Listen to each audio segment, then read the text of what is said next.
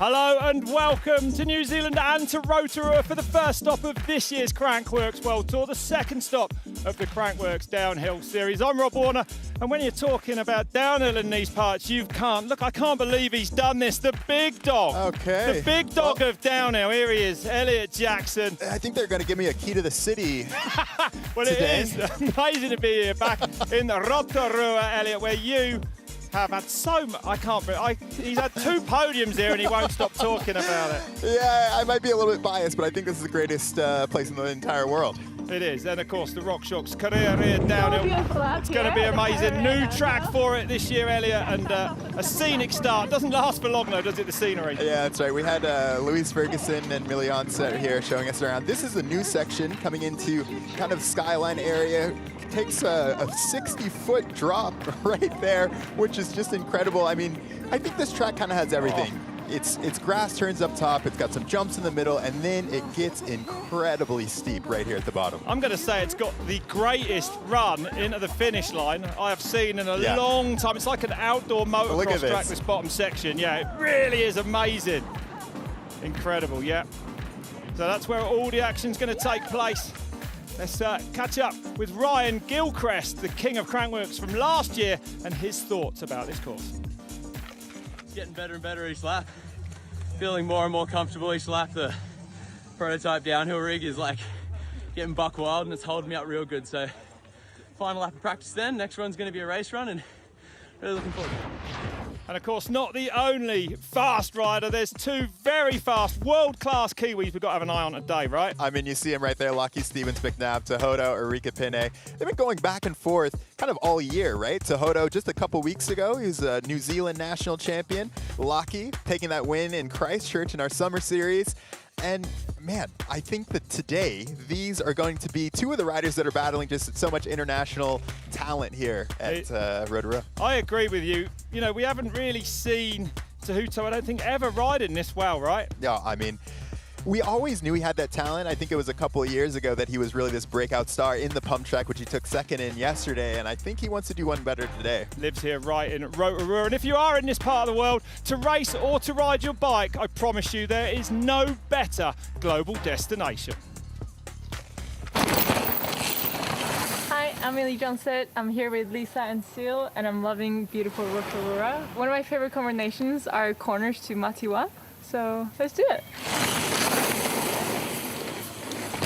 It's so special to me because it's super flowy and it's nice to just change something up, do something more fun, and you can just enjoy with your friends. Kind of feels like you're riding on a highway, but it's super natural. If you're keen to have a good time on your bike, definitely check out Rotorua. Yeah, absolutely amazing. And Millie, unfortunately, a little detour in that seeding run. We won't be seeing her in the finals, but the results, Elliot, of that seeding earlier today, a clear winner, I would say. Yeah, I mean, Jenna, you know, another local, just riding so well. So much, like I said, so much international talent here. We have Camille Belange. Yeah. Ryan First time racing on the Yeti. Yeah, that's right. I mean, the whole team. We had Tyler Wade, who was under 19, having an insane time, 2 seconds ahead of Lockie, which is it's amazing. Well, we've got Bree with us all afternoon. Bree, there's a few dark clouds about, right? Thanks, Rob. Yes, it has been threatening to rain. We saw a little bit of a drizzle earlier on, and one rider who'll be happy if it does rain is Louise Ferguson. She's from Great Britain. She's very comfortable in wet weather. Last time she won here back in 2022 in the rain by 20 seconds. So she could cause an upset, but one person who will make that hard for her is Jenna Hastings. She missed last year due to injury, so she is going to be very hungry for that win on home soil. Absolutely. Well, if you just join us, welcome to the second round of the Crankworx Downhill World Tour. We're in Rotorua. I'm Rob Warner. This is Elliot Jackson, and of course, Elliot, as ever, the vibe chill. Immaculate. It's That's just, what they call it. I've just had so much fun here again. Yeah, that is one of the things that makes Crankworx so amazing, right? It's, of course, you have this insane competition, world-class talent, but then you have just vibes, right? Like you can go and explore, you can go to the lake, you can do pretty much everything, and it's very special. It really is a great place to be. And of course, we've got a jersey to give away. Ellie Smith, let's have a look at this. Oh, let me show you this. Here it is. We're going to be giving that away at the end. And there's Ellie Smith. She had a big one in practice, still smiling, but Ellie, how do you get your hands on that? Well, first, I mean, I can't believe Ellie's such a good sport to sign a jersey or A-line jersey from the hospital bed.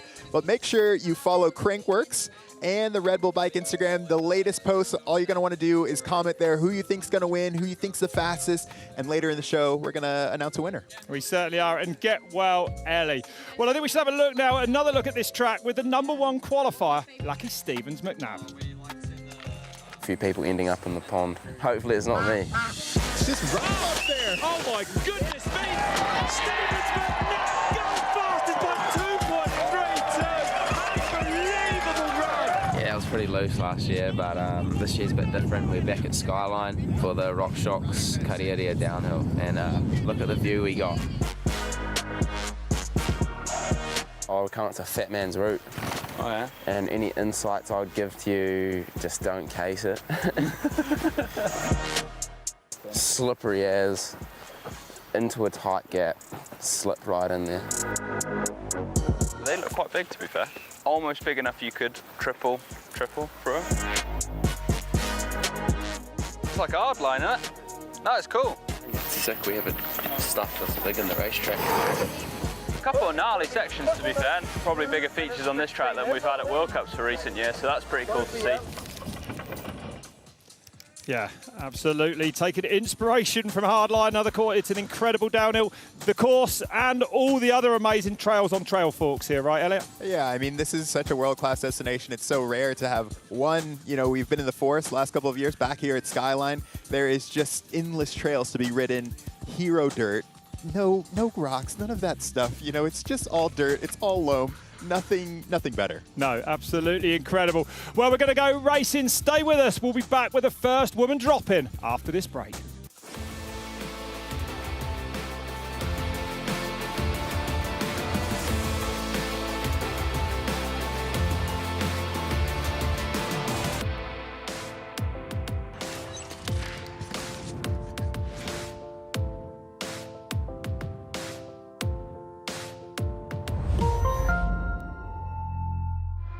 Prepare your bike.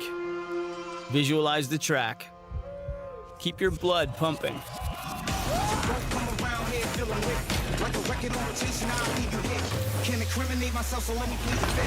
Every mistake is a new opportunity.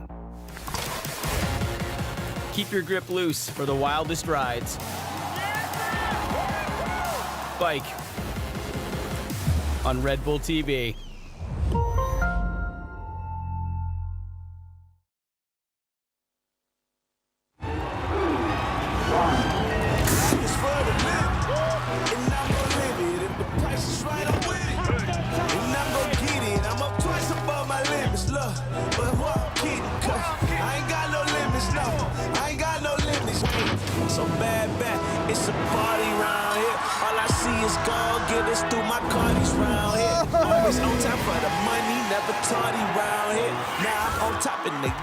Keep some shawties round here, and we go pop us some bubbly, cause we going high, yeah.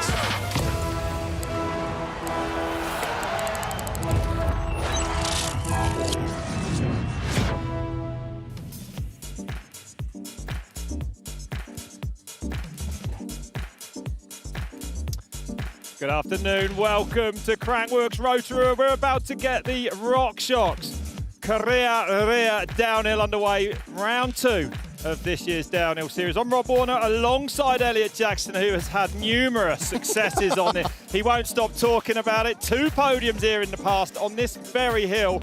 A new track this year, Elliot, but incredibly spectacular, isn't it? And I can see why you did well. It's basically a motocross track. I mean, I think that there's, I always like kind of segment this track into 3 different sections at the top. It's super pumpy. It's all about kind of carrying speed. The new bit right now is like after you come into the trees, you have all of these, we call it the Max's Motorway section, lots of jumps, lots of speed. You see people like Richie Rude, Ryan Gilchrist really making up time there, and then it gets steep. It does. The bottom section all the way down through the bottom. Absolutely incredible. Make sure you vote for which section to watch out for the most. That huge step down, bigger than the one on the 11.99, more vertical drop. I see the Skyline loose section has 0% right now. I don't know if people are here on site, but it is like a vertical drop. Yeah, it is. It's incredible. And then down into the bottom section, which is so spectacular. There's your qualifiers. Jenna Hastings will be the last to drop from here in Rotorua, hometown girl. Louise Ferguson, an adopted New Zealander living in Queenstown, did massive things here in 2022. Won by 20 seconds the last time we raced here. Camille Blanche, I mean, what hasn't she done? The former World Cup overall winner. First time out on the Yeti after a long break, actually, from injury. Sasha Ernest, Lisa Boladu, and last to drop. Jess blew it. Jess blew it, that's right. Coming back from injury as well. And at the top, you can hear the wind. 22 years old from Queenstown. Jess blew it. Coming back from a broken back, actually, in 2024. And Elliot, you know, it's a shame for me that this woman has had so many injury-riddled years. She is one of the most massive talents in women's downhill. I mean, of course, we saw her at Red Bull Hardline in Wales, first woman to clear everything there. I think that this is really going to be about her getting back up to speed. She is, she's so technically gifted. She's amazing jumper. See her on this Maxxis motorway section. Into this whoop section now. So on this new section of this course, big step down there if you want it. And now things get steep down here, Elliot. 3.3 into the red. Yeah, and this section right now, it's so blown out, and the riders haven't actually been on the track for maybe 4 hours. So this, it deteriorates more than you'll kind of see any track deteriorating because it is so loose. The good dirt is great. You have traction, but when it's dry, it can kind of push out beyond all of those banners. Some big turns there, yeah. Couple of different lines. She heads now towards this huge drop as well. No problem for Jess Blewett. Yeah, easy, just styling over it. And now it's off the brakes, I would say, Elliot.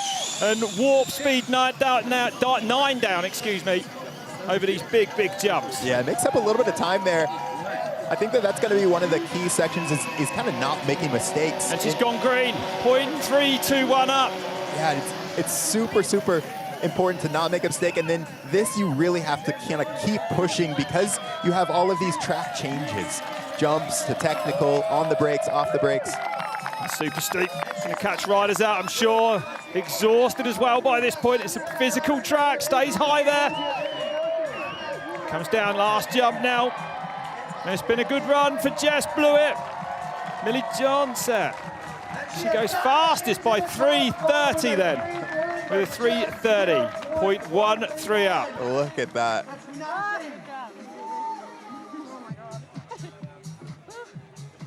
So ahead of Millie Johnson, Shana Hearn there in third place at the moment. Good run from Jess. I think that's going to be a win for her, getting her racing legs back underneath her. And those no gloves, Kiwi style.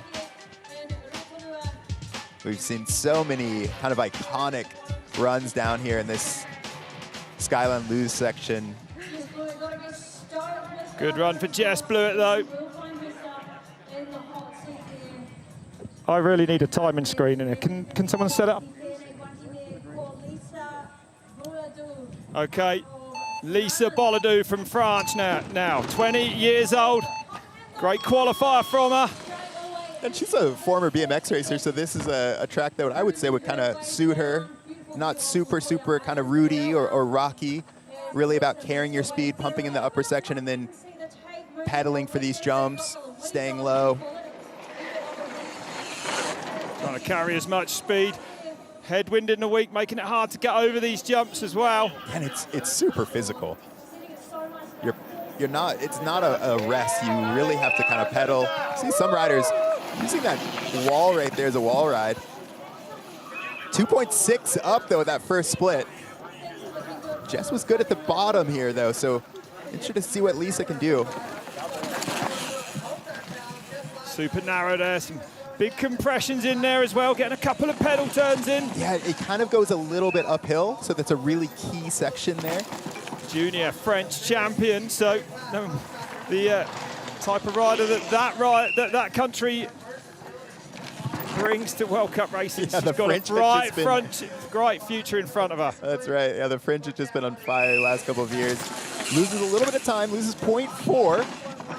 She's still got some room to play with, though, some time to play with down here at the bottom. I think Jess had a pretty good bottom there, and Lisa making up time in that upper section. I think that all of that pumping, all the jumps with that BMX background. 1.8 up then at that last split. Over that big compression into that one, big send as well. I love these natural kind of sends down here. There's a triple there if you can get over it cleanly. Boladu looking like she got close. Yeah, I think the mark of a good downhill track is that you can make up time everywhere. So you're losing just another 0.3 coming into this last final section. Still 1.8 up though. Difficult those last couple of turns. Yeah, you can't make a mistake. No. It's so kind of it's so steep that you see the riders. She goes fastest, 3:28.6. Boladu then takes the lead. Great run from the young French woman. For sure, I was saying, like, as a downhill rider, you want to push, but you have to be so precise there because it's so easy to make a mistake. And this is that section I was talking about. It's so off camber. Like the whole thing is just off camber. Off that 60-foot drop.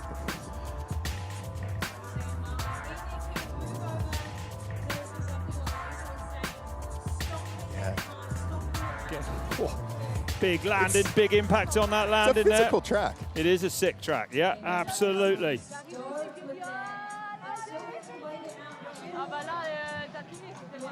Emily Siegenthaler there. Sasha Ernest then, just 18 years old, from Auckland, riding for Trek Factory Racing. Let's go! What can she do today then? Yeah, 2 Junior World Cup wins in Val di Sole and Luneville. Moved up to the Trek Factory Racing team. Amazing to have that support. I think as a junior, especially being able to ride with, you know, a Lockie or Matt Walker. One of the lot of these young women that are coming through from New Zealand going to make their presence felt more and more across the globe. There's no doubt about that. And we used to talk about that. I mean, so many riders. See our 1.6 back. So many riders, you know, going home for the off season, but having to go into the snow, and that is race season for New Zealand, right? Like that is their national series, world national championships. Bronze as a junior in last year's World Championships. 3rd overall in the series, carrying good pace down there, Elliot. I wonder if the rain we had just before the finals has made any difference. It looks pretty covered in there. Yeah, and I think we don't have too many route sections here. You can really kind of dive into these ruts. It looks like they're holding up pretty good. The parts that are sketchy in the rain is these hard pack because it's so much clay. So if there is any open bits, looks like the rain's probably going to hold off, but if there is any open bits, that clay is just deathly slick as soon as it starts to rain. 2.7 back, so losing a little bit of time. Jess had a really good bottom. I think you're going to, rider that beats Jess is really going to have a good top and then being able to carry that into these more technical sections at the bottom once it gets a little bit steeper. So just 2.8 then for Sasha Ernest, coming along this big camber at the bottom now. Sasha staying up high right there. That's good to be able to get those breaks done, stay up high right by the tape, drop in. Really nice at the bottom here. Yeah. Takes the beeline. We're kind of wondering which one was faster. Was well, it? That's right. Yeah. A lot of talk about it actually this week, especially with Tyler Waite doing the business in the juniors, using those beelines and going fastest. Goes 4th, 2.3 into the red den for Sasha Ernest. Yeah, made up 0.5 there, so half a second just in the last split. Maybe that beeline to see what some of the riders, a lot of the time you'll take a teammate and go back and forth. Somebody will do the A, somebody will do the B, so that you can test it out. I know Lockie was testing that with Matt Walker. Sasha making it work for her.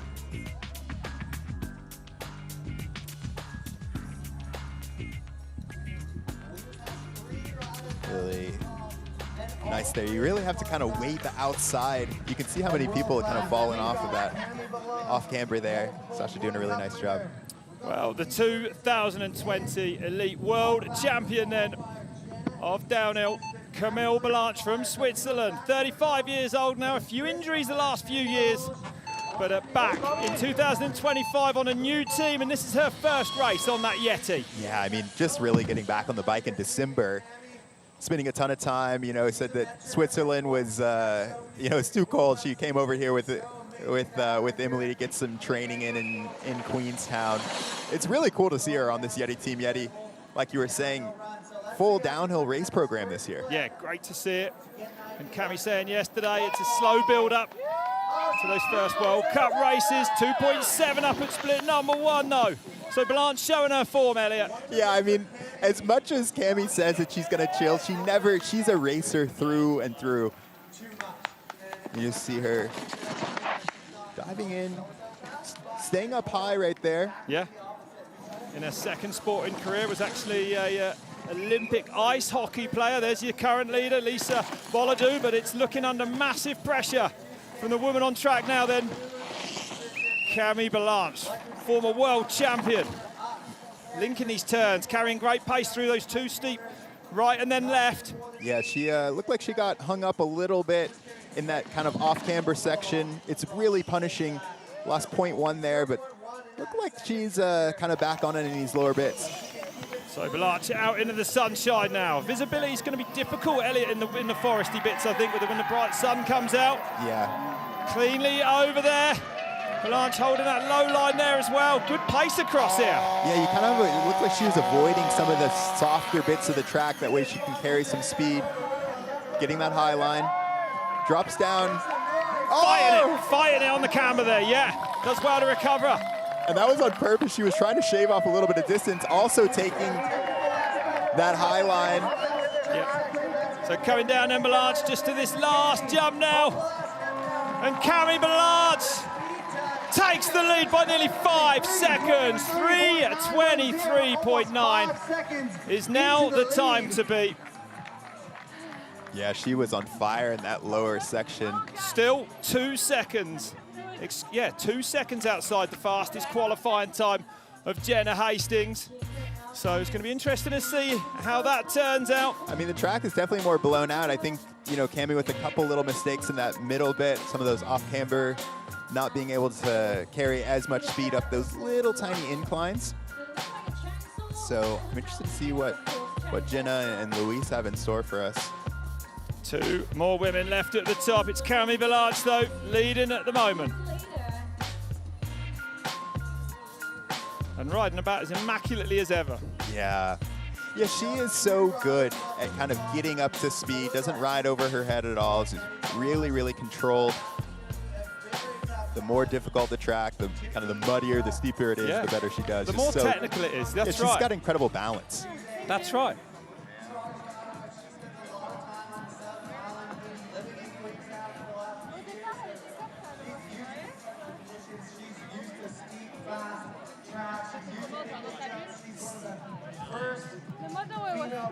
Ever complete a Red Bull Hardline last year at Red Bull Hardline Tasmania, so she's no stranger to big jumps. I feel like you can never tell what's going through Camille's head.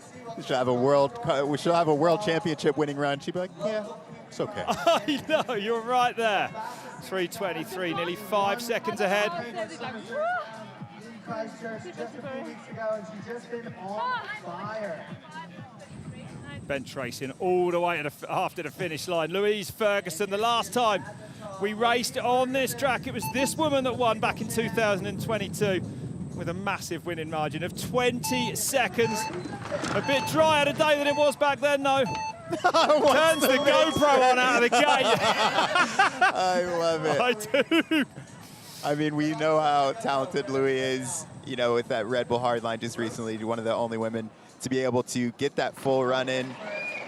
Super fit, making her kind of pro debut, I would say, like getting on these factory teams, being able to concentrate purely on racing, on training now. And back by less than a second. Tries to sneak around the side of those whoops, does it to some effect. But less than a second off Blanche, she's definitely in touch. Yeah, and just look for her to carry speed through this.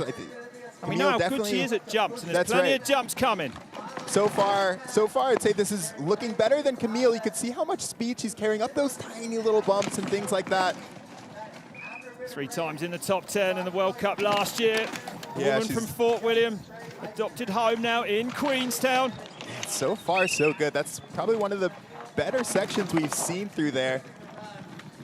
Yeah, really quick, I thought, through there as well. Balanche leading at the moment. 0.4 up, though it might not be for much longer, because I feel like this bottom section will really suit Louise Ferguson. Yeah, that's right. I mean, every section you can make up time in. She has to kind of get her mind on these faster bits now, kind of transition from being precise to now just letting it hang out at the very bottom. Getting up there, taking this high line, looking good so far, drops down just a little bit, getting the rut. Still holding good pace. Gets steep now, a little stall there. She can't really make any mistakes, just that 0.45 at the last split then. Taking the B line, that's interesting. No, she's all good. Comes back on, it's a wild, it's wild at the end. Oh my goodness, she loses 2 seconds. Out of control down the bottom for Louise Ferguson. Wow. I like tried to get right That cost her those 2 seconds, but something must have happened, as you can see Lou and Cammy breaking it down in the finish goal. She's got the GoPro footage. I think we'll be stalking her on IG. No mistakes. Check out just how close she was to the photographers on the side of the Louise Ferguson on fire the entire track, and just kind of everything fell apart right at the bottom. Caught it as it went out of shot. It looked like she got a bit of a swap on. Yeah, you could hear didn't her. really recover it. You could hear her be like, I went pinballed this way, that way. Yeah. Let's see. Did well ride that out, actually. Yeah, definitely. A few moments earlier here, though, in perfect control. Yeah. I mean, Louise Ferguson, let's see what happened here. It looks good so far. And then I think coming in, it's super loose right there. And you just kind of loose, thick dust. Oh! Just front in. Rodeo. Front in went, and she couldn't brake right as soon as your front end kind of goes. You have to let off the brakes to get traction. Oh! Over jump into the photographers. Those photographers won't forget that this afternoon. I love that. That's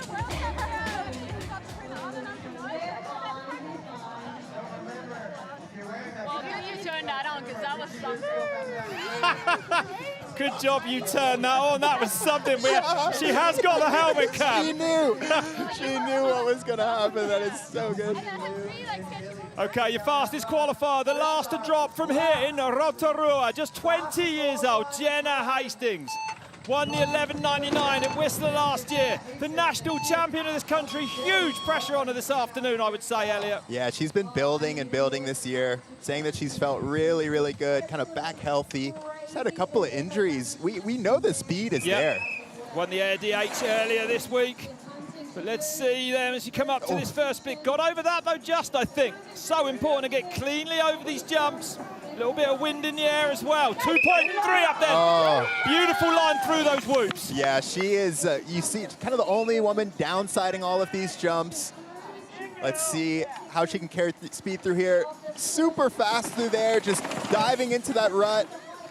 Carrying great speed, avoiding big compressions. Back online there as well, a beautiful run. So composed and perfect so far it looks then. Next split might be bigger, the gap. And this is the key to this track. It's the rhythm. You can see her kind of jumping here, jumping there, using the compressions to set up where she needs to. Not too bad through that left and right either. 4.8 up now then. Only woman to go high there, setting her up perfect for this huge 60-foot drop. And this is a massive run for Jenna Hastings when you look at the success of Balanche, World Cup overall winner, world champion as well. Hastings, a junior world champion. Just back in making 2022. It look so easy. This is exactly the way that you need to ride this track, jumping all the way into the grass. Got the front wheel over that landing as well. 5.2 up now then for Jenna Hastings. Avoiding any big moments down here. She should do it, Elliot. Yeah, she's so strong. This is the first time I've seen her ride with this kind of strength. a win in Christchurch, looking like a win here. It's staying off the Lou Ferguson line. Last jump then for Jenna Hastings. She goes deep.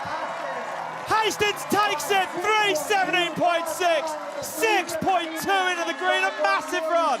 Oh, Jenna Hastings delivers on home soil. That is amazing. Brilliant.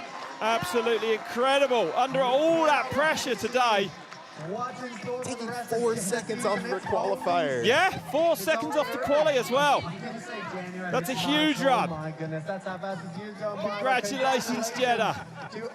Jenna is on one this year. She is on one. Yep. If she can stay healthy from now until start of the World Cup season, can have eyes on her. Yeah. Yeah, I think that was faultless though. Well, I saw her that today.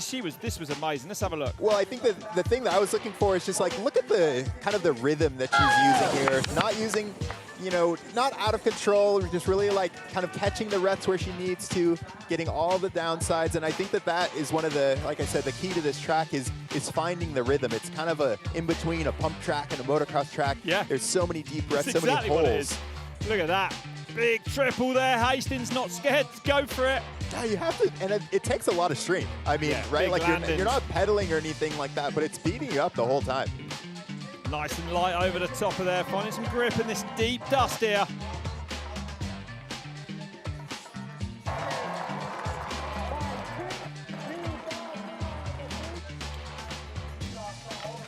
I'm here with our 2024 Rotorua downhill winner, Jenna Hastings. Jenna, you missed last year due to injury. What does this one mean on home soil? Yeah, it's good. I mean, the last time I won here was 2021, and it was my first elite race ever. I was a junior, and it kind of like kick-started my career. So, yeah, I wanted it this week, and I was riding strong, I felt. And, yeah, I had a bit of a rough start to that run. I couldn't really get into it, but then I kind of was like, right, just go. And it was good. You did look so strong, and you've got, you know, the national champions win already this season. What have you been doing preparing coming into this season? I don't know, just like riding with Bernard a lot and some of the other boys, and just, I don't know, I'm really motivated to not start off this season with an injury, so just trying to do everything I can and training really hard, lapping, gym, all that kind of stuff, so just, yeah. What are your expectations for the rest of the season? I don't really have any, like the last two have kind of been plagued with injury, and, well, the last three, but yeah, just taking it as it comes, not putting too much pressure on myself and just having fun. Yeah. Jenna, congratulations, enjoy the win. Thank you. A broken ankle last year, coming back though to win on the 11.99. Of course, we go there later this year. Yeah, good to see though, to pull that off at home. Yeah, and I got to spend a little bit of time. By that margin? Yeah, that's what I was gonna say. It's just I got to spend some time with her in Queenstown, and exactly what she said, there is this kind of calmness. She's really, really training hard, making sure that she's, you know, eating right, going to the gym, never missing a session. Okay, we'll be back with more. Stay with us.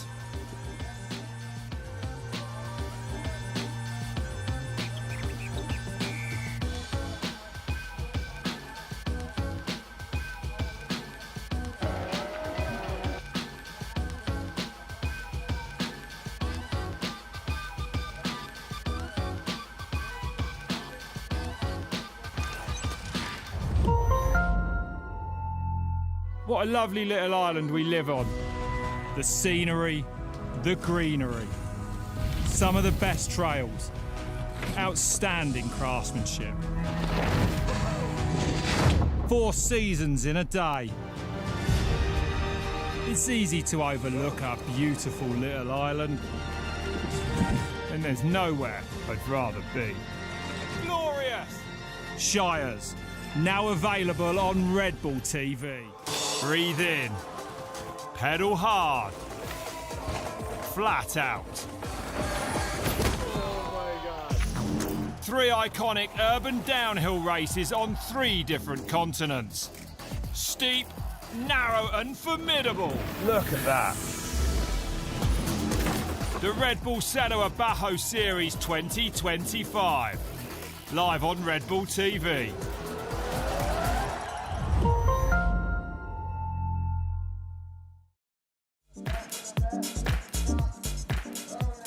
Okay, well, Jenna Hastings just taking the win, the hometown girl delivering, Elliot. I mean, that to me, she's getting better and better, still only, what, 21 years old, and riding like that up against Camille Blanche, huge pressure here. This is her hometown.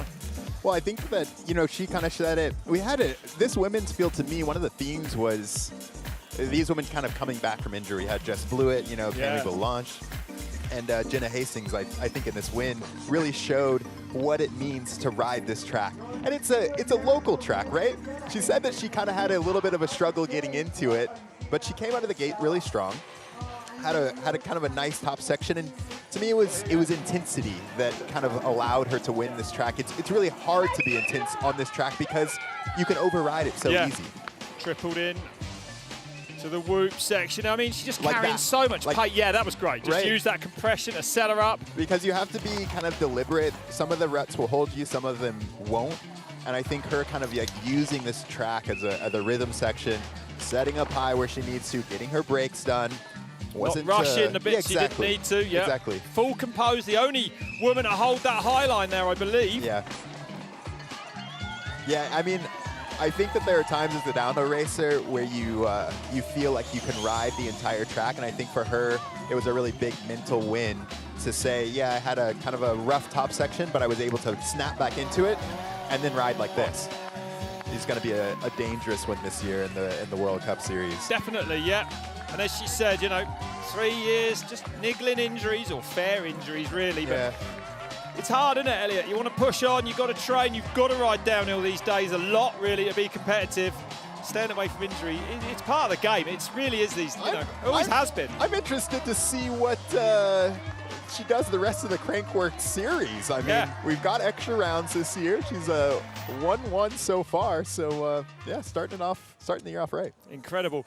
Yeah, and also, you know, Camille Blanche, that's her first race on the Yeti. I think she's going to be pretty happy with that. Like I said, I mean, she's a thought. That's what I was going to say. Yeah, I mean, you took the words right out of my mouth. She is, Rob. have a habit of doing that. Yeah, I mean, she's just easing back into it. She's, you know, 4th place in the overall. Jenna with that 200 perfect season so far. Yeah, that's right. Taking the win in Christchurch as well a few weeks ago. I think everyone, I mean, Millie, a little bit of a rough race in qualifying. She had probably a pretty good track, new team for her. So she'll be on, yeah, I think it's early in the season, right? You're just coming off of the off season. This is kind of where you first kind of test the waters. How did my training go? How do I feel? Absolutely, yeah. And of course, you know, men's race is coming up now. And a lot of people have got the name Lucky Stevens McNabb on their lips. And with good reason, That's I would say. I mean, I think it's a little bit of his to lose, but when that happens, it's easy to make a mistake. He showed me his GoPro. This is his Christchurch run, just laying down an amazing run in Bernard's Christchurch. not going to thank me for saying this, but he beat Bernard Kerr there, who is one of the best in the world, by 7 seconds. Right. I mean, it's a fact. That shows you his pace. Well, that's right. And I mean, he is so riding here, growing up here, this being his backyard. He knows what it takes. But, you know, in his qualifier, he did have a bit of a mistake. He showed me on his GoPro, got stopped right in that off-camber bit. So it can happen. It's not a given that he is going to win this race at all, as you can see by the times. Only half a second ahead of Richie Ruden in that seeding run. Tahuto Ariki Pena, the local man, the New Zealand national champion, won it in the forest here just 2 weeks ago. 1.6 off, just ahead of Laurie Greenland, a 3rd at the last round of the World Cup last year, showing us that Greenland is back. Ryan Gilchrist, Blenky, MacDonald, George Brannigan. Keep an eye on those. Sam Gale, we've got a Finnish rider in there as well. Dan Booker, he might have a little treat for you off the huge drop midway down this course. Baxter Maywold, we saw him at Red Bull Hardline last year. Yeah, plenty to look forward to in this men's final. Yeah, this is a world-class field. Yeah, Dan Booker, the man who can, is apparently I've heard, is going to nose press off the air. So keep an eye on that. I mean, we saw him at Red Bull Hardline. What he can do there. I have a bit of bad luck at Red Bull Hardline in Tasmania. 2 years in a row, flat tire this year. Yeah, that's right. But of course, a great week here at Crankworx again. The Festival Village packed with everything you could want. Elliot's been enjoying all the food stops. That's right. They've got some amazing dumplings. Amazing. Every time I see him, he's got something different in his hand. Local cuisine. So amazing. And this is only the first stop of 3 for the Crankworx World Tour. We go to Cairns in May and then Whistler. But stay with us. The men's race is coming up in a few moments' time.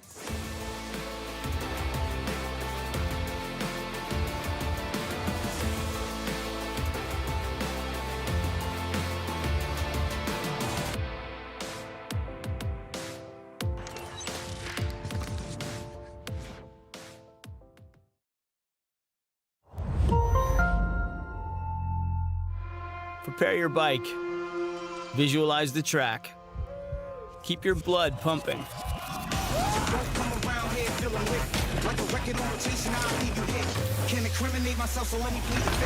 Every mistake is a new opportunity. Keep your grip loose for the wildest rides. Bike on Red Bull TV. I'm Matt Jones, I'm a professional freestyle mountain bike rider and I'm attempting 3 world's first tricks that have never been done on a mountain bike. And I'm tackling this project with my twin brother Jono. It's going to be a journey.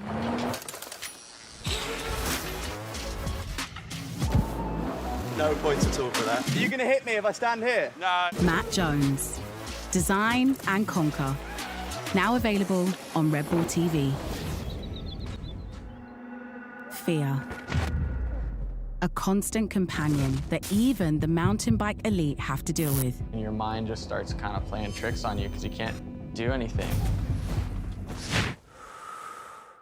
3, 2, 1, drop it! Delve deep into the psyche of the athletes and get to know one of their biggest driving forces, reverence.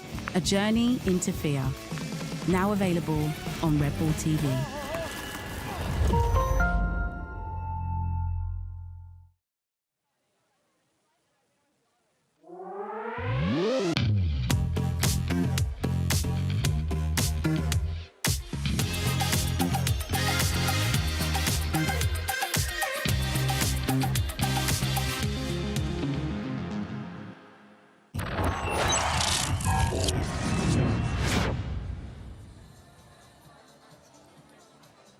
Well, if you just joined us, hello and welcome to the Rock Shops Career Rear Downhill from Crankworx World Tour. Stop number 1. We're in New Zealand in Rotorua and we've got an absolutely unbelievable track that is going to be brought to life very shortly by the fastest 20 qualifiers. I'm Rob Warner alongside Elliot Jackson. We just had a great women's race, Elliot, but I know that we're really excited about this. Lachy Stevens McNabb, Richie Rude, Tahutariki Penne, Laurie Greenland, Kaya Hearn, Matt Walker, Charlie Mackey, Joe Millington, Tegan Cruz and Ryan Gilchrist drop in as your top 10 just before Sam Blenkinsop, Brooke MacDonald, George Brannigan. It's a great list here, huh? Oh man, we've seen some insane runs out of George Brannigan. And look at this. So this is Maxis Motorway and the waterfall section, the Rock Shucks waterfall section. This is what people are most excited about. And I would say that the Maxis Motorway, it definitely played a big part in the women's race. It did, yep. Critical to carry good speed along there, good pace. Got those whoops at the end. Right. There's a few different lines there. There's some of the men may even be trying to get up on the bank and around it. Sneaky. Saw that in practice, yeah. But it's all going off here in Rotorua, one of the most stunning places you could ever visit and one of the best places you could ever ride a bike. Actually, the soil here, I'm going into my usual geographical section in the geology. Yep. Massive volcano over there. I can't remember the name. Oh, here we go. 1886. It just pushed to subscribe. It blew up and covered the whole area with perfect riding dirt. It's true, yeah, it's true. It was the volcano made for mountain biking. It was. Yeah, it's brilliant. And it's such a good soil there. Yeah, there's this is like the only place in the world that I've ever ridden a mountain bike where there's no rocks. Yeah. Right? Like you have roots, it's incredibly difficult in some of the terrain we have here, but there is not a rock to be seen. It's almost perfect conditions today. We had a little bit of rain. And if you ever do come here, make sure you bring a bike like I didn't this year, to my regret. But the forest where we were racing last year on the Taniwha it's just one of the greatest places you can ride a bike. Like, it is actually mind-blowing in there. There's your leader, Oscar Griffiths, at the moment. So that's the time, a 3:01 at the moment. Actually, good time from him, only 4 seconds outside that fastest qualifier of Lucky Stevens-McNabb. So I'm going to say we're going to see that qualifying time come down by Stevens-McNabb. Yeah, I would say so too. I mean, I think that sometimes the track gets slower here, sometimes it gets faster. Looking at the women's race, a couple of the ruts have held. I think that's always the danger here is you don't ride for a couple hours, you have a full race, so many, you know, a couple hundred people, I think, ride the track, and a berm could be blown out. You're coming into, you don't realize. So that is one of the other things here is you have to think on your feet. And it's been a little while since the last elite practice earlier today as well, so the track will have changed. Of course, the women have been down. You can see how loose and dusty it is, a lot of the sections of this course as well. But this is that new, well, bottom section that has been here before, but is it different jumps this time? Yeah, for sure. So we have a motorway, the Max's motorway takes us all the way out to the side of the track, and you'll see Jackson when he comes down explain some of it. So Jackson Conley making his bid for glory here then. In Rotorua, up through the top section. I love this upper section actually out in the open. Lots of natural cambers, off cambers, beautiful turns. You need to be precise in those ruts up there. He's been through the forest and now he's on the Maxis motorway. Yeah. And heading towards the big whoop section. Here it is. Over the top of there, he might triple. Like double roll double. Yeah, that's what it looked like. Makes that step down, so that was kind of what we were wondering. Are people going to jump that in their race run?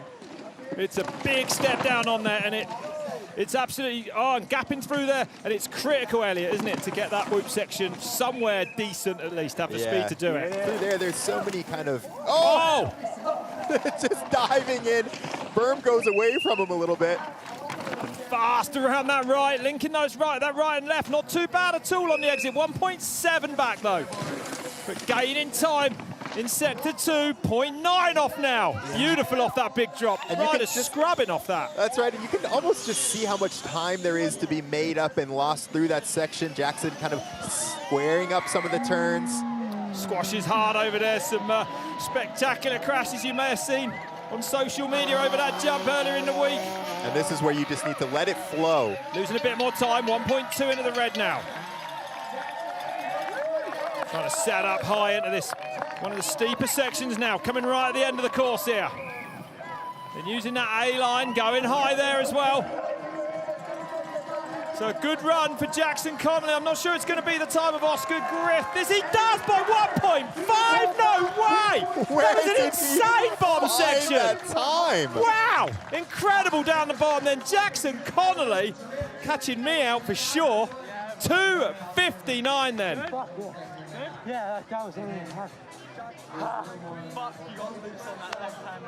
Dude, it's slippery and random spot. Amazing to make that time up, that was crazy.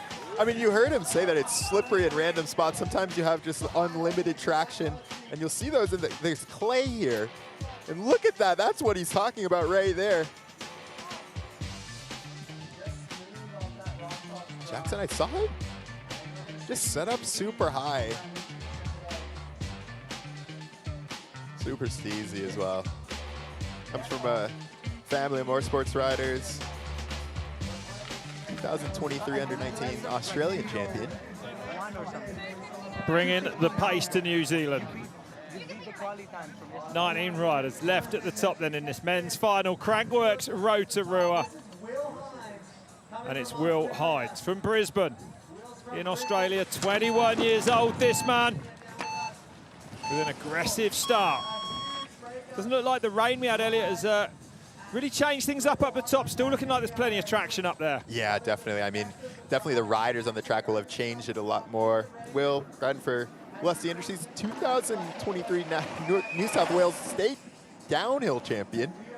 Cruising over from Australia.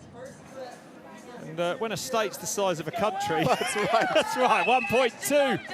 Back then, at that first split, sends that big step down. Looked like he got it about perfect. Yeah, and you could just see how the riders are fighting to get the brakes on. Into the darkness now. The riders might be thankful it's overcast here today. Not so many shadows. Attacking this section. Yeah, really working through there. You can see Will lost a little bit of speed there. I think the berm, it's really soft there, so if you go too deep into it, it'll rob a ton of your speed having to get back on the pedals. Gets high there, that's nice. And he was super quick through that left. Didn't look like he had to grab any break in it whatsoever. 2.6 back now, though. And you can just see one tiny little mistake because it's so punishing there. You go into a rut too deep, you have to pedal out. You know, we saw Jenna in the women's just perfect through there, using it as a rhythm section all the way through. Big over there. And as we saw by that last rider, Elliot, huge amounts of time, goes for the big triple. I think he got it clean. Yeah, it was so good. Beautiful. But time to be made on this lower part. Definitely. Turn left into the steep now. Oh, bit of a compression halfway down. I saw a rider nearly go over the bars there as well. I think that left-hander is where Jackson made up a ton of times. He was so smooth through there. Here comes Will Hines. Goes third, 3.8 into the red, that 2:59.5 still leading. 2 seconds outside the fastest qualifier of Lachie Stevens McNabb. See this BMX background coming into play right there. And then popping, getting some brakes going. This is that little mistake right before that I was talking about. Just a little diving into there, just a little bit too much.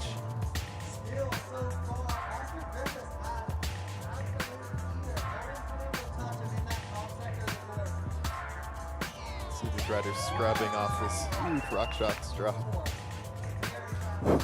This is that triple just so steezy coming over. It's so good. Beautiful, huh? And not easy to get. No. It's a good indication of people going really fast if they can get over that pretty clean. Confirming what Elliot said. You were so good around that last corner. Okay, back to the top. Carter slowed now. Hometown, the Gap, just 18 years old. Pretty fitting to have a downhiller coming from a town called The Gap. That's right. Let's see what he can get up to. Here's really just a privateer, you know. Just, you know, family support. It's really cool when you see that downhill is such a family sport. And a big moment for him then in the live feed at Crankworx. Linking these jumps, little bit of wind up there, it looks like. The riders won't want that. It was a headwind in the wing, but he's up by 66 thousandths. Mistiming those whoops, but still sending that step down on the way out. Yeah, to be able to scrub that, you have to have so much speed coming through there. So far, so good down through this section. Yeah, carrying good pace as well. Couple of pedal strokes. Get a little bit off balance. A few pedal strokes to get back up to pace perhaps there. But still looking good. Green at that first split. Let's see how he does this left here. Nice through there. Different lines here. Favouring that lower line as well. Goes into the red now by over a second. Yeah, and I'm so glad that we get video of that section that I was kind of talking about on that off camera, because that is such a key section in this race. Losing another 0.135. But I would say still in touch. Goes big over there. I love this. This is one of the nicest. It's so good. This is one of the best sections of track I've ever seen in my life. This makes me want to get a bike out. Oh, high goes high all the way. Let's see what it does for him. And holds it good into that right-hander there as well. Yeah, let's have a look at that, Elliot. Not quite as good as Jackson. I think he set the standard for us on that left-hander. The back just slid a little bit, but what's he done then? Carter Sloan goes second. Just 1.3 into the red. Connolly from Sloan, Griffiths, Hines, Wayman, your top 5 at the moment. You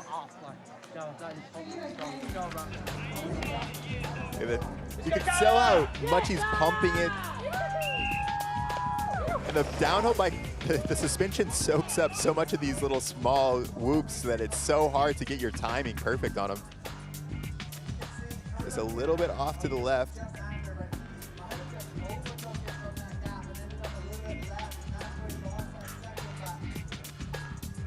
Just 16 riders left to drop if you just joined us. It's stop 2. of the Crankworx Downhill Series. We're in Rotorua in New Zealand. And the action is spectacular. An amazing track here at Skyline. And still 16 men to drop. Watching this run, that was so nice. Precise. It's such a good jumper. Carter. Strap in for this one then, Dan Booker. Actually lives in Hobart. His mum lives, he lives in Medina. His mum from Hobart, spends a lot of time there at the bike park. A 3:04 in qualifying, and without doubt, Elliot, one of the most creative, most skilled riders on the planet. He is absolutely stunning, as you might see if he does what he says he's going to off the big drop towards the bottom of this track. Such a nice dude, and I mean, he is so talented. I think I'm just waiting for him to have this breakout result. 0.78 up, then he goes in. There's that line on the wall, pioneered by the junior Tyler White. Oh my God, that's got to be quicker. Just bounce off the wall, missed the whoops. I know he didn't quite make it all the way out, and then wasn't able to get that step down. No, you've got to absolutely nail it, Elliot, haven't you, if you're going to do it? I'm interested to see what that does to his time. Yeah. So less than a second was the advantage now for Dan Booker, discovered by no less than Sam Hill. Oh, hooked it around that left. Let's watch what he does then. Off this drop, I dread to think what we might be able to see. Oh! Goes for the nose press off the big drop in the middle of the track. Who does that? That's so good. And still in the green by nearly half a second at that third split. So can Dan Booker keep the intensity down here? Look how big he went over there, Elliot. Yeah. Using all the track on the left. Up over the triple, nice and easy as well. Yeah, I'm liking this kind of straight, not going off a lot of the big drops and things like that. Just keeping it low, not doing anything fancy, just straight line. Oh, nice on the brakes, has a quick dab there. Didn't lose a lot of pace. So Dan Booker, is he going to go fastest? He crosses the line, and he does. He takes the lead by nearly quarter of a second. Dan Booker, new leader at Crankworx, Rotorua.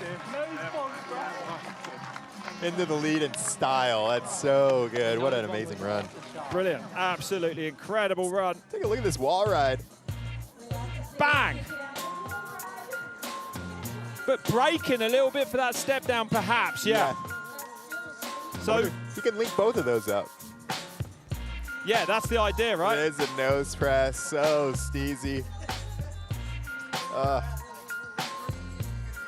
You just doing a jump that big, middle of your race run.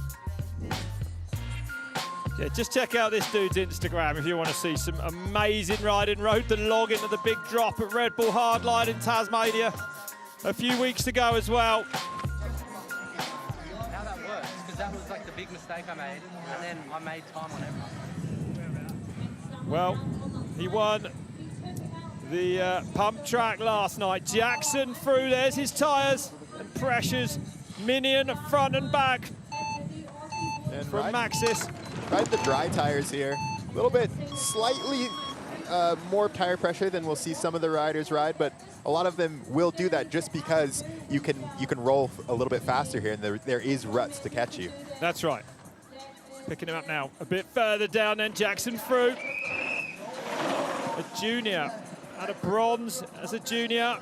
For kind of concentrating more on Crankworx than the World Cup racing. Good scrub over there. Back by 1.15. Yeah, and I would have... Doesn't go for the gap. Yeah, I would have expected him to have a really good top. I mean, we saw him win that pump track yesterday. Maybe a mistake we don't know about, but you're right. The top section is like a massive high-speed pump track. Couple of pedals there for through as well. Yeah, I mean, I'm looking at Jackson's bike too. He's running a really, really soft setup here. Yeah. Plenty of traction for him, Elliot, but he might pay the price at the top. Yeah, definitely. But nice through those two turns, clean. Have to take a little bit of risk with the traction that you have. Mad to see these riders squashing off that big drop there, big double now.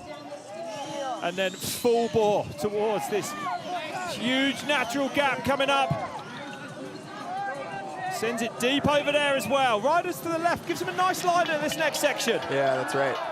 You're interested to see, Jackson always wants to have these good overalls. He's a consistent rider in it for the entire series, the entire downhill series here at Crankworx. 2.8 at split number 3 though. Beautiful through there. Not going to threaten Dan Booker with this one though. Crosses the line. Goes 5th, 2.3 into the red. 6-3, Jackson through. Put a little bit of time. Good job, guys.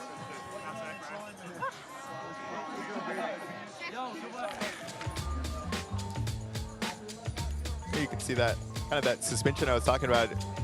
Jackson's bike just riding super low. So he's wanting to, when you do that, you're really looking for a lot of traction here. Super fast, I would say, through these 2 turns though. Sets up nicely for that left. Gives himself another few inches. Had a nice bottom at the... Oh, look at that, Elliot. Can you imagine? You want to get on your bike after those 2 podiums you had here? It's unbelievable. You're in the commentary box today. Put me in. No, I'm just kidding. Yeah, right. Get this man a bike.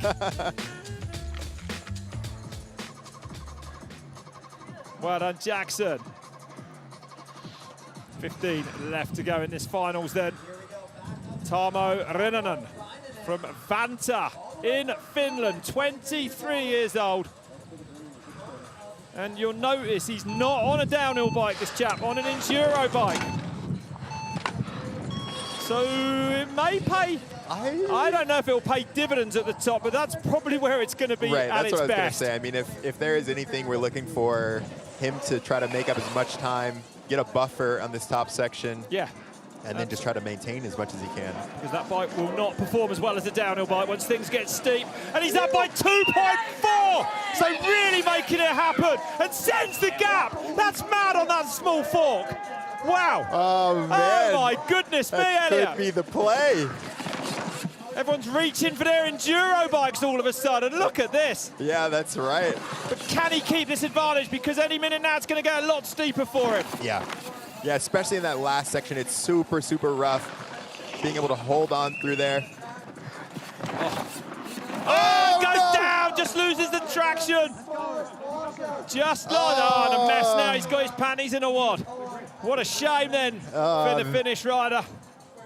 Up by 2.4. That's a mad top section. That is a mad top section. That's a huge margin. For sure, and I would expect him to almost even make up a little bit of time right there because it's so tight. It's hard to get a downhill bike around that stuff right there. I mean...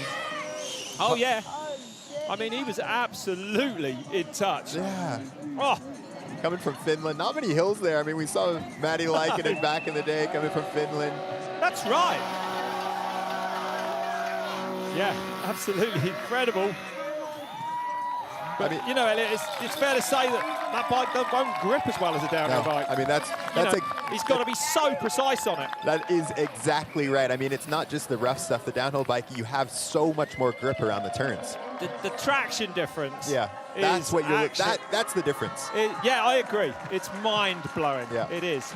I got back on a downhill bike after a little while last year, and to say my eyes were open is an understatement. Yeah, unbelievable. 14 left to drop them. So here's that right here. You see him into that. You see how soft it is there, just kind of pushing a front wheel. Not able to get his foot out of the clips quick enough to kind of save it. Just a little bit unexpected.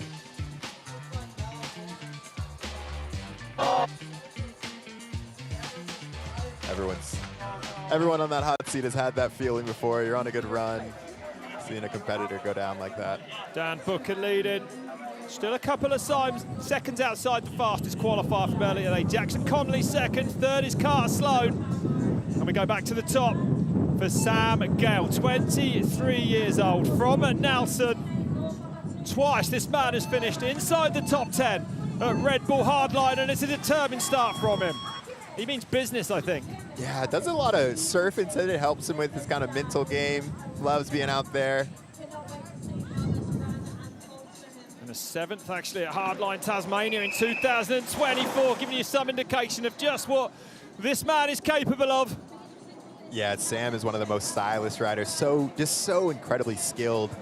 .0616, then goes for that wall ride. There's the combo. Sends the gap, that's it. I don't think you're going to see it done much better than that today. 61 thousandths into the red, but it was an unbelievable top section by our Finnish rider on that enduro bike. Hopping up high there. Yeah, making it happen. Good pace across here, grabs a bit of handful off that drop there. Handful of back brake off that drop. Yeah, I'm liking the rhythms that Sam is taking, yeah. He is moving on. It's That's got to be definitely green the at best next one. left-right we've seen. Yeah, absolutely flooded. It is green by nearly a second then. 0.81 up then for Sam Gale. Can he keep this going to the bottom? Oh, the jumps won't bother him one bit. Over a second into the green now then. So this is a strong one, scrubbing hard off there. Beautiful from Gale. This is where I would expect him to thrive. Yeah. So good on the jumps. Didn't go for the triple, decided to scrub it, stay low. Definitely not scared of the speed. No. Just gotta keep it balanced, hard on the brakes. Big mistake, he's through the tape. Looked like he stayed inside the poles. Oh, that last turn is gonna catch riders out, and surely his advantage is gone then. Gale across the line in the second place by 0.117. So close, so far. Oh, that is what you call snatching defeat from the jaws of victory, I think. Oh, no, what a look shame. at this. Last couple, that was unreal. Even caught the backside of that last swoop. So perfect. Yeah, mad. You know, he is, that section right there, right to left, it's so tight.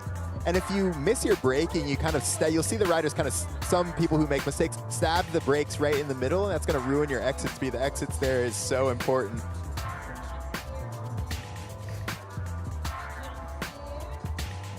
Just one mistake away. That was amazing. From taking the lead. Just came in a little bit too hot. He got a bit of a swap, yeah, couldn't really recover. Yeah. Probably lost his braking a little bit because of it. Loose down there, Elliot. Yeah, it's a completely different mindset to go from that super fast, wide open, and then you have to shut it down to almost a stop. So from one fast New Zealander to another. George Brannigan from Queenstown, 32 years old, a resurgent George Brannigan. So many injuries and illness over the years, but really finally seeing him back to his best. Yeah, new bike this year. This is the first year that he won't race the entire World Cup season. We've seen some incredible rides here. We've seen some incredible rides over the years at the World Cup. Yep, former New Zealand national champion as well, this man. Nearly won a World Cup back in the day. And more recently, a third at Red Bull Hardline Tasmania. And he's back by less than half a second. Yeah, this is George. Oh, did you see that gap? George hopping up high. He pioneered a gap here, you know, on the old track that was just outrageous. I think every single person here talks about it. High there. Oh, and held it across there. See, he doesn't even have to take any pedals out of there. No, and that is talent. Carrying great pace through here then. Oh, a little dab there. The slippery surface catching him out. See what he can do through here. Super tech, a little bit of back brake in there. Didn't look like he lost too much speed though. No, not too bad. But he's back now by a second.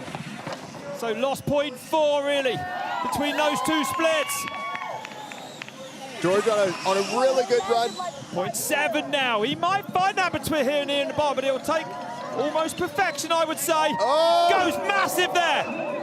So it is flying down here, good pace. Sends the triple, cleanly over that. That's right. I mean, George, he's on fire, just maybe a little bit off timing here or there.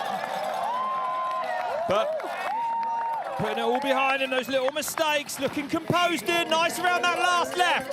Back wheel's blowing out a little bit on that one. So George Brannigan, down to the line he comes, where's he gonna go? It's fourth for him, just 0.47 off. We knew the times were gonna be tight this afternoon. It's gonna take something special to win this. Yeah, and I think that George run kind of showed us you can be aggressive, but it takes aggressive and smooth at the same time. This track is so much about the rhythm, hitting your lines perfectly.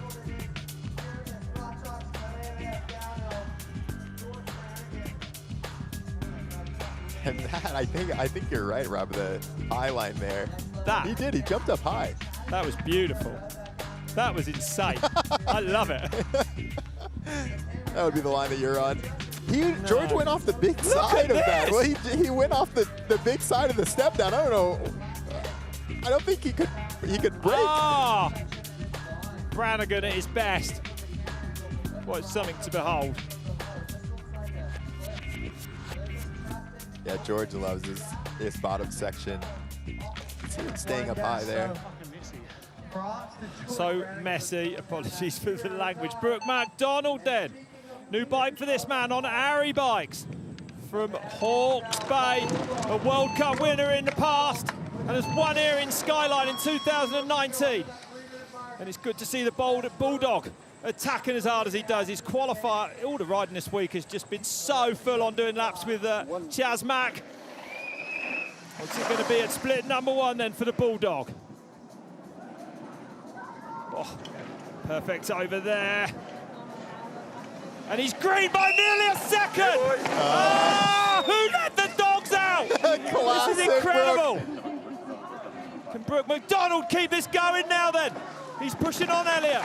Yeah, I mean, he's got a house right down the street from here. He needs to, like George, he needs to clean it up coming down in here. He did, he had to have a take a pedal in there as well. Here's the momentum there. Another rider that is taking a step back from the World Cup races, doing events that he loves this year. 14th at Red Bull Hardline Tasmania a few weeks ago. It's red though now for Brooke MacDonald.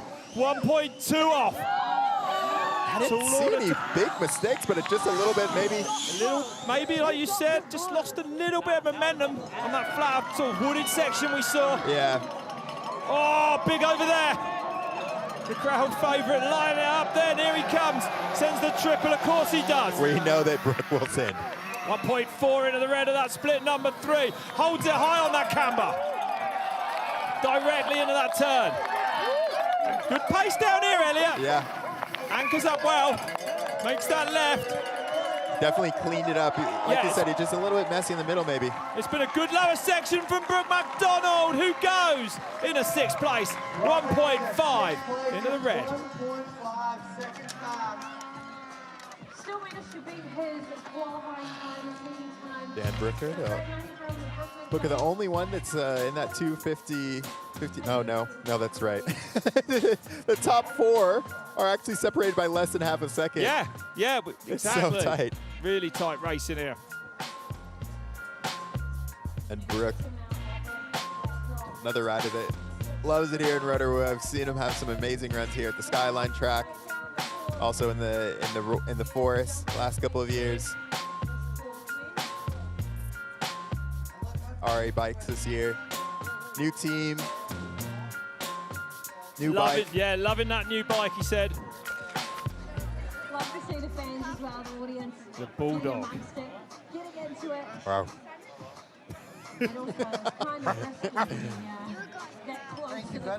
Okay, Sam Blenkinsop, the next one to drop. A World Cup winner in his career.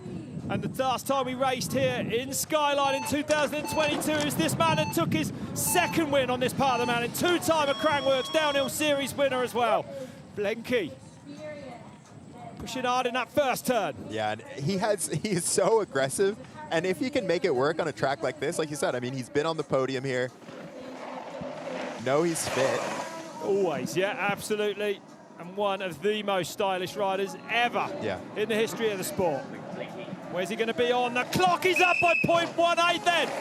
Goes through those whoops, clean as, sends that step down as well. So Blenkinsop not doing much wrong so far. This, I think, Elliott, is a pretty important section through here. I don't know if I like that kind of high there. It really sets you up, kind of tee off there right at the end. But if you can make it work, I mean, if you can dive in, not touch the brakes too much, it can work. Oh, good through that right and that left, I would say. On that low line, 32 thousandths now into the red, though. What? Oh, you heard him. What happened there? Just wild into the drop. Oh, blimey. You don't want to be doing that this afternoon, but he's managed to go green. 0.34 out from Blenkinsop then. Oh, sideways, throws it over there. This is mad. So Blenky attacking now. He is attacking, pedaling everywhere, pedaling in there, whipping it out. Last couple of turns for Sam Blenkinsop. Can he hold on to that small advantage? The front pushes there, doesn't bother him, gets a pedaling. Blenkinsop, is he going to go fastest? Blenkinsop takes the lead, 0.75, 2:58 now, the time to beat here. A great run, read some of the way down, pulled it back. Yeah. Wow. New leader, Sam Blenkinsop then. Still outside the time set by Lucky Stevens McNabb in that qualifier yesterday.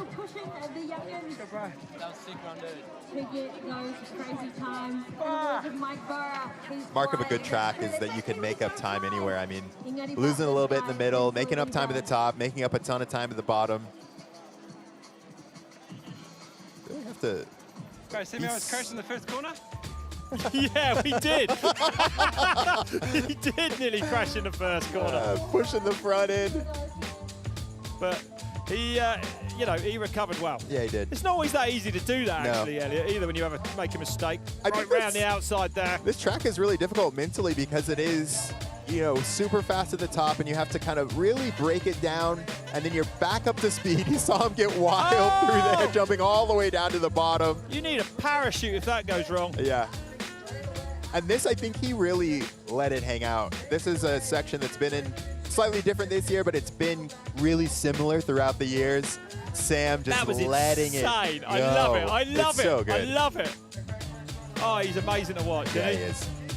Yeah, we get to see it again. Close up. Boom. No.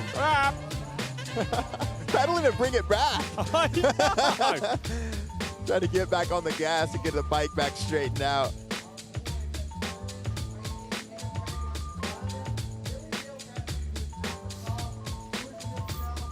Blenky, that was such an aggressive run. How was it from your perspective?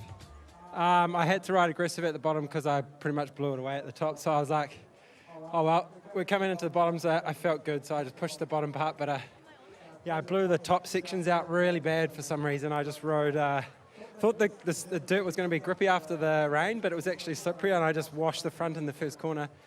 And then I seemed to do it most of the way down until I got into the woods until the finish. And then I started getting my flow on, and then I was like, would have seen it if I die now. Everyone can watch me, so it's good. Yeah, I had fun. It was cool. Thanks, Blenky. Best of luck. Yeah, thank you.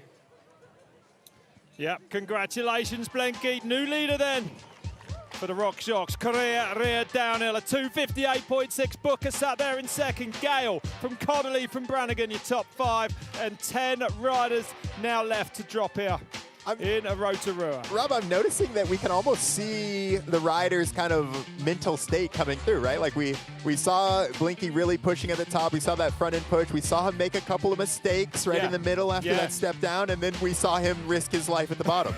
Although he did say if it did go horribly wrong, it would have been at least on camera. So 10 to go. And this man is the reigning king of Crankworx, Ryan Gilchrist. Riding for Yeti, his second time out ever on the downhill bike. Rode it for the first time on the 1199 in Whistler last year. Let's see what he can do, because I feel that this top section will suit this incredibly explosive rider. I agree. Had a bit of a crash in the pump track. Hurt his thumb just a little bit, so this is going to be the section that he's going to push in right here.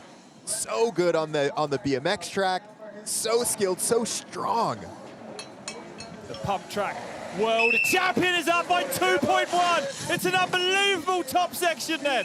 I didn't think it would be that good. I didn't know if it would be that good. I knew he was going to go for it, but now is the kind of the downhill section, so he needs to maintain. Don't make any mistakes. Don't do anything crazy. It's pretty clean across there.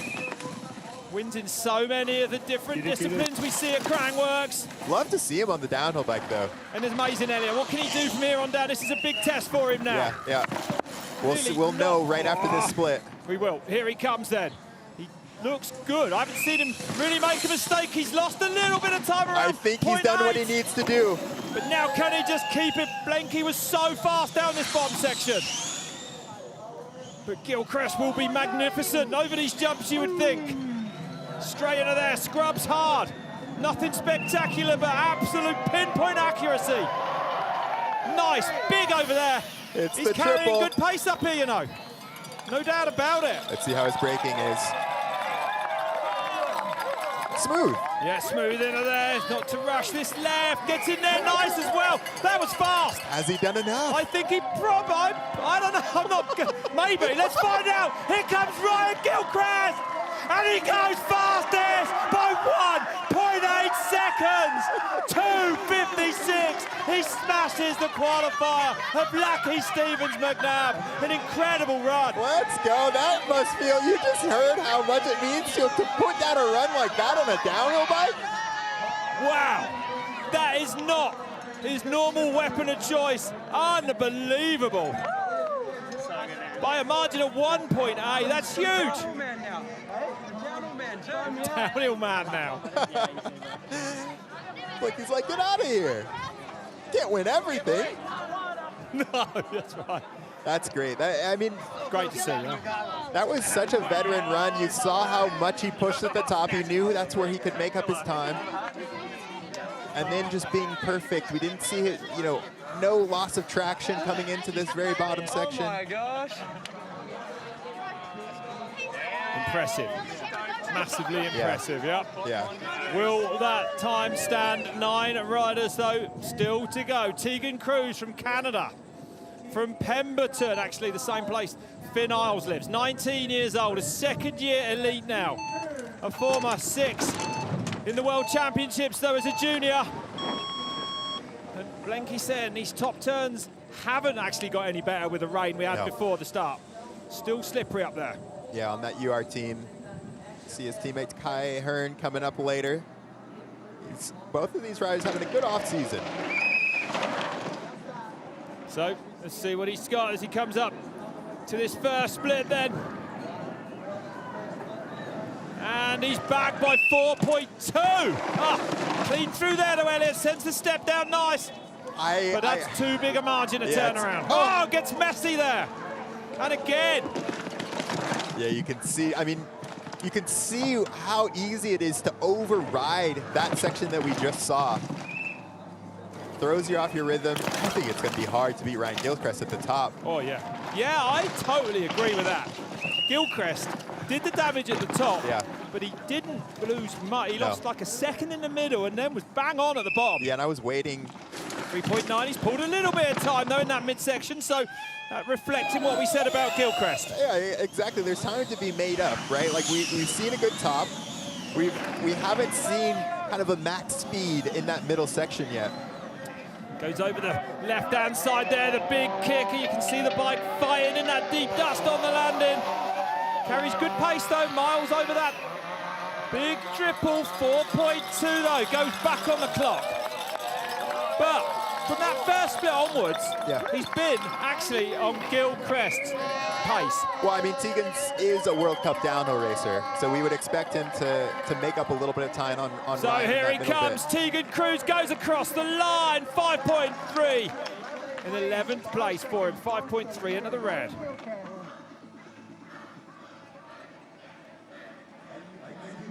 Look how physical it is. It is a physical track. You are working for speed here.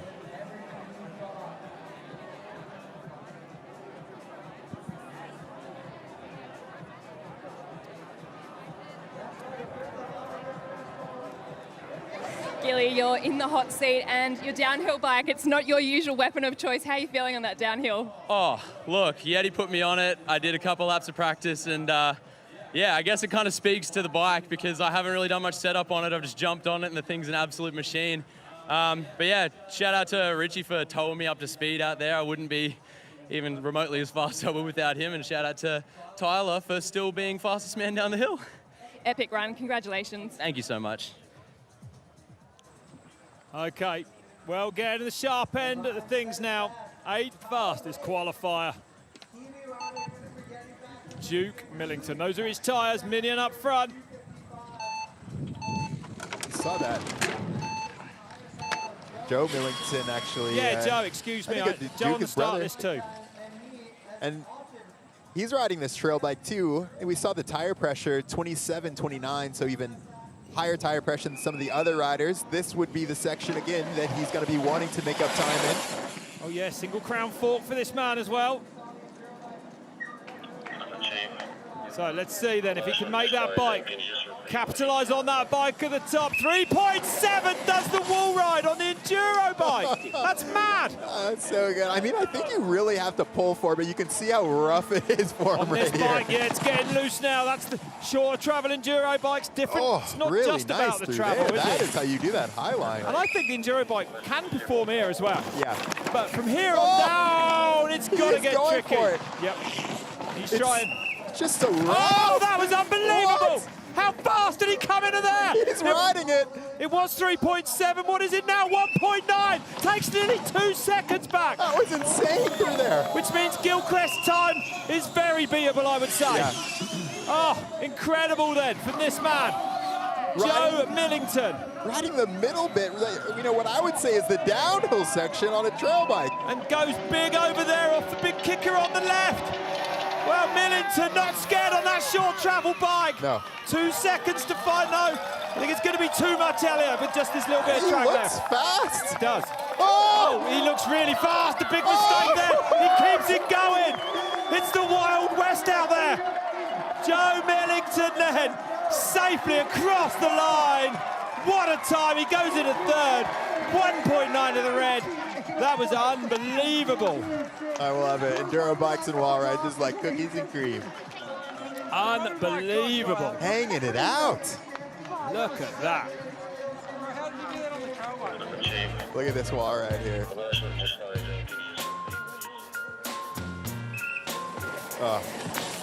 He went so fast through this section. I think he lost traction a couple of times and just had to let off the brakes right there. Straighten it back up, right here, letting the back end slide, no feet off.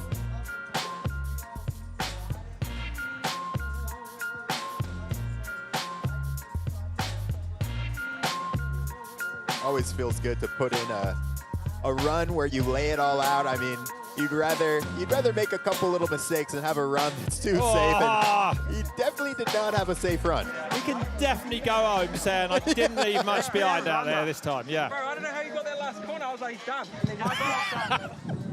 All right. Blakey. 7 to drop.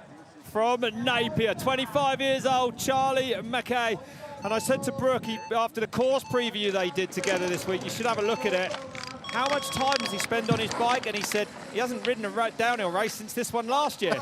So this will be all out from Charlie Mack. Yeah. That's for sure. In 11th at the downhill here last year on the Tanifar track. He's actually going to show up at Guanajuato, I heard. He's coming to the Red Bull Stella Abajo Series in Mexico in a couple of weeks. 1.6 back then. Okay, that's good. That's good. I mean, he's in touch. Through the whoop, sends the gap. He's in touch, baby. And there's that loose style. Just lets the bike do what it wants. Oh, some big hits down here. Avoid some of those compressions, though. Oh, he's carrying good speed. I don't know if this bike is the quietest bike we've heard. I didn't know what the creaking was, but it sounds pretty bad. 1.6 at split one, picks up the front over that rock there, not the ideal line. Into that left-hander, but he's pulled time back. I knew it. This is insane. 0.3 off only. And if that mistake in the left has cost him anything, we'll find out now. I mean... No, he's still there. He's still right there, less than 0.4 of a second off. One downhill race is all you need per year. That's all you need. If you're going to ride like this. If you ride like this, you can only do one downhill race a year. This style. Oh, another big hit there. What is this? This is amazing. This is madness. From Charlie Mack, he fighting it all the way to the finish line here. Unbelievable, and don't forget, he's in touch to take the lead. The last straight seat bounces down. This is madness from Charlie Mack. What's the clock gonna tell us? He goes second, just 0.6 back. That was one of the wildest runs I've ever seen. Oh, yes. Insane. Charlie Mack lights up Rotorua.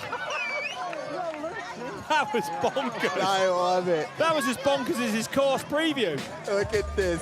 I mean, I love this style, right? Like, kind of knees in, does the helmet check. Yeah, I saw that. How'd you do that? Just so much body English. Yeah, he's brilliant to watch. I'm looking forward to seeing what he can do on the concrete. Look at this, look at that. What is that? That's so good. Oh my. This is a one-of-one style. Chaz just letting it eat.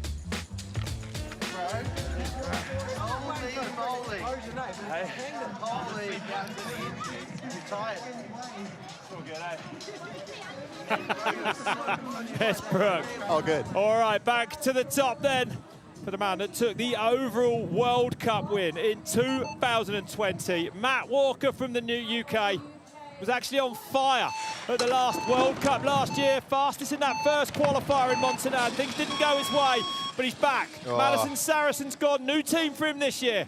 You will see such a precise run out of Matt. I mean, he's so immaculate, tests more than almost anyone, rides so much downhill. And this is going to be his first race on that for the Trek on that factory bike. So let's have a look what Matt Walker can do. The first split's going to be interesting. Over quarter of a second up, straight through the middle, triple on the woods. And just look how still he is, right? He's so strong. You don't see his bike kind of moving around too much. He is a class act, absolutely, yeah.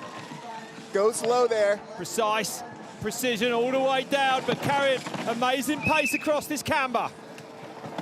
Oh! It's a bit of a kick. Didn't bother him, didn't slow him down either. No, he's so smooth. This is exactly the way that you want to ride a downhill bike. Gets deep into that first right hand as well. Perfect line. I reckon he's going to extend it. 2 seconds up now then. So, really going to put Ryan Gilchrist under pressure, Matt Walker. 2 seconds is huge, Elliot. Huge. Absolutely huge. 1.9 now. We've seen some riders take some risk here at the bottom, though. Yeah, we have. That's right. Look at that. Oh, it's just pumping perfectly. Manuelin making it happen everywhere. You won't see much more calculated riding than this. Oh, exactly what you need to do. Get on the brakes. And it'll be super smooth, little hang up. Little stall there on that little flat section, but good through that left-hander. Surely this is going to be the new leader then. Matt Walker comes down the line and goes fastest by 2.4 at 2:54. Oh, 5 riders left at the top, and that has certainly put the pressure on them. New fastest time of the day. Insane. I love seeing. We knew it was coming. Yeah, I love seeing Matt Walker ride. When he is riding well, it's just beautiful. Yeah, I agree. Because we've seen so many riders override this section, and he's pushing, he's aggressive, but he's not making any mistakes. You don't see him sliding out, you don't see his front end pushing or anything like that.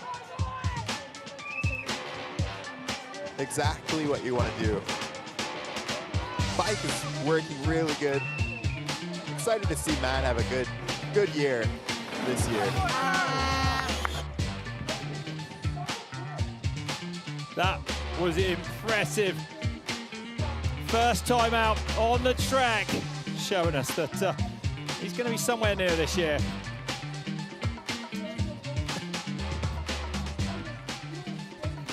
Matt, first time out on the track, and you managed to pull back 2 seconds in the middle. What were you doing there? I don't know, really. I mean, obviously the Trek carries good speed on the flat sections, and yeah, just super happy to nail down a pretty solid run.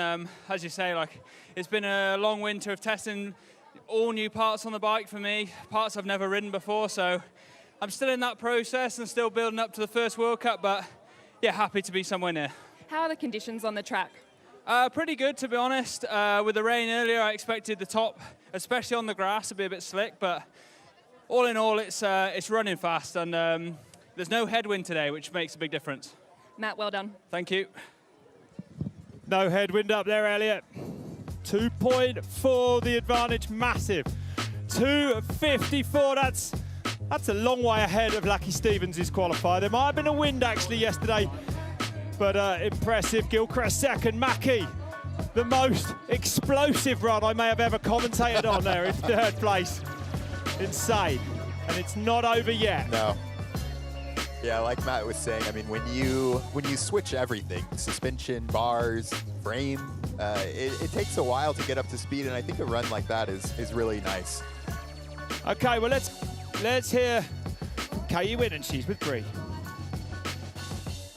Thanks, guys. I'm here with Scottish mountain bike pro and the face of Crankworx Socials, Katie Winton. Katie, you're from Scotland, but you live in Queenstown. What's it like to be here in Rotorua? Oh, I'm stoked to be back in Rotorua. I've raced here, I've ridden here, I love the tracks here, and Crankworx Rotorua always brings the heat with all the competitions, so. You've been testing some local innovation. Can you tell us about the Frankie? Yeah, went out with Mountain Bike Rotorua, and they've created a vehicle just for what they need. There's not a lot of options for electric vehicles here, and the local innovator and inventor, Racleve, and his mate, Brad Lauder, they've made this vehicle, and it's absolutely awesome. They've even made sure that the battery is repairable rather than just coming to the end of life and going into landfill. So it's super cool innovation here, and it was rad to get to try it. It looks amazing. Now, you are a racer, but you're here all week. I mean, how much FOMO do you have? Oh, I've got serious FOMO. The racing looks so sick. The weather's been amazing, but I love to just connect with the community and try and tell the stories from a racer perspective. Thanks, Katie. Enjoy the show. Thank you.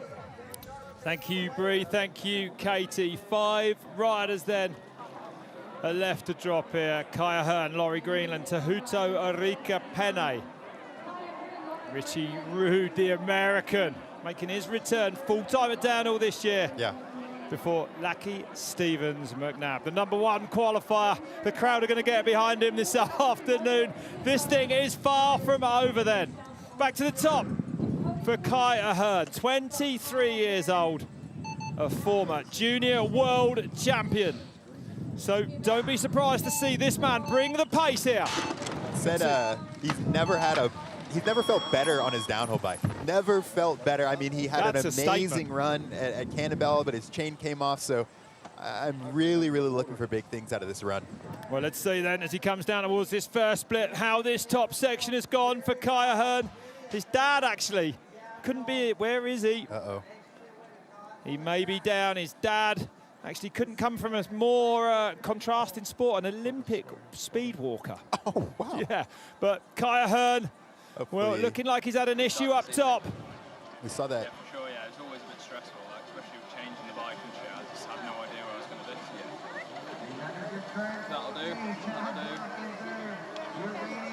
Hopefully Kaya will make it down safe. We saw him have a big crash in Crankworx Whistler, 1199 last year.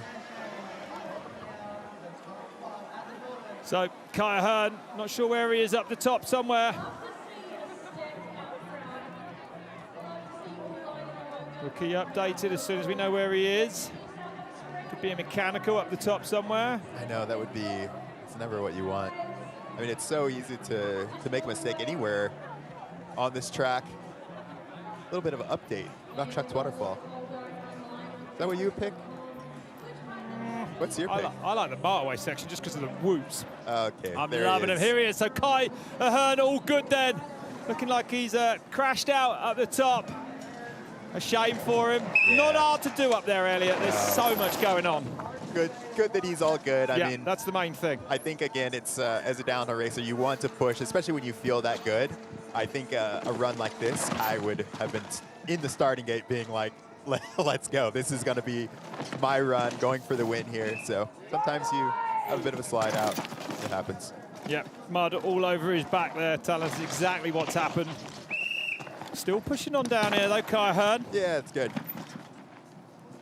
Actually, a 5th at the downhill here back in 2023. Then went on to break his shoulder, came back for Whistler, where he took a 5th, and then a big one last year, if you remember, on the 1199. Yeah, good to see him back healthy. Where we do go later this year, Crankworx, of course. Whistler, the 1199, one of the most formidable downhill tracks on the planet. Apparently the World Cup going there in 26. So really? Yeah, that's the rumour. Okay. That's the rumour. Wow. It's been rumoured before, but it might be true this time. This guy. So we might get some big names there this year having a look. So Kaya Hearn then, not the run he was looking for. With one run format of downhill as brutal as ever, no second chances. Yeah, 4 riders left at the top. Good news. Yeah, we're all fine. Lost the front, I think, Elliot. You heard him say it was a hugie. I mean, when you don't have dirt on your arms and you got dirt on your back, it's got to be a big crash. Well, this man might bring the pace then. Laurie Greenland, a World Cup winner on Val de Sole, the most formidable of all the World Cup tracks. 8th in Tasmania, Red Bull Hardline Tasmania there a few weeks ago. And showing us that the illness that have slowed him down over the last couple of years firmly behind him. A 3rd place at the Montanam World Cup at the end of 2024. Yeah, that's right. I mean, spending some time in Queenstown. Jackson Goldstone's mechanic is here, Woody. Yeah. New shock for him. Said his bike is perfect. Took it chill in seating, so I'm expecting this to be a lot faster. Well, we've lost time in at the moment, I've been told. On the wall ride and off then for Greenland. We're so picking far, up his so curve. good. We can, beautiful. Is popping through. A little bit wild. Yeah. Well, a little bit offline there. Really nicely there, just popping exactly what you need. Doesn't even have to take any pedals. Carrying good pace through here, showing his class. Junior world champion, back in the day as well. Yeah, we've seen some amazing runs out of Laurie. Good to see him back up to pace. Yeah. Healthy, finally, that illness going. Yeah, that's right. Starting to look like, or very much looking like his old self again. Off there. Apologies for no timing on this one at the moment. Hard to tell you what he's doing, but from what we've seen of it, it's been absolutely immaculate. Yeah, totally. Takes the low line, goes deep across the top of there as well then for Greenland. And you can always tell, I mean, Laurie's really, really good at generating speed. We've definitely seen him have more aggressive runs, but this is a really nice looking run so far. No big mistakes. Carrying really good speed. Super smooth, yeah, putting those wheels exactly where he wants them. So Laurie Greenland then. Looks to have been a brilliant run from him. He crosses the line. We'll update you on his time, of course, as soon as we can. 2:58, he goes 6th, there we go. A 2:58.9 for Laurie Greenland. Good job, love.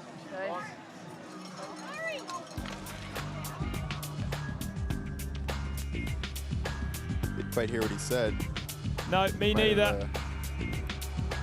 But everything we saw, it looked clean, like you said earlier. You know, we do see it more aggressive, that's for sure.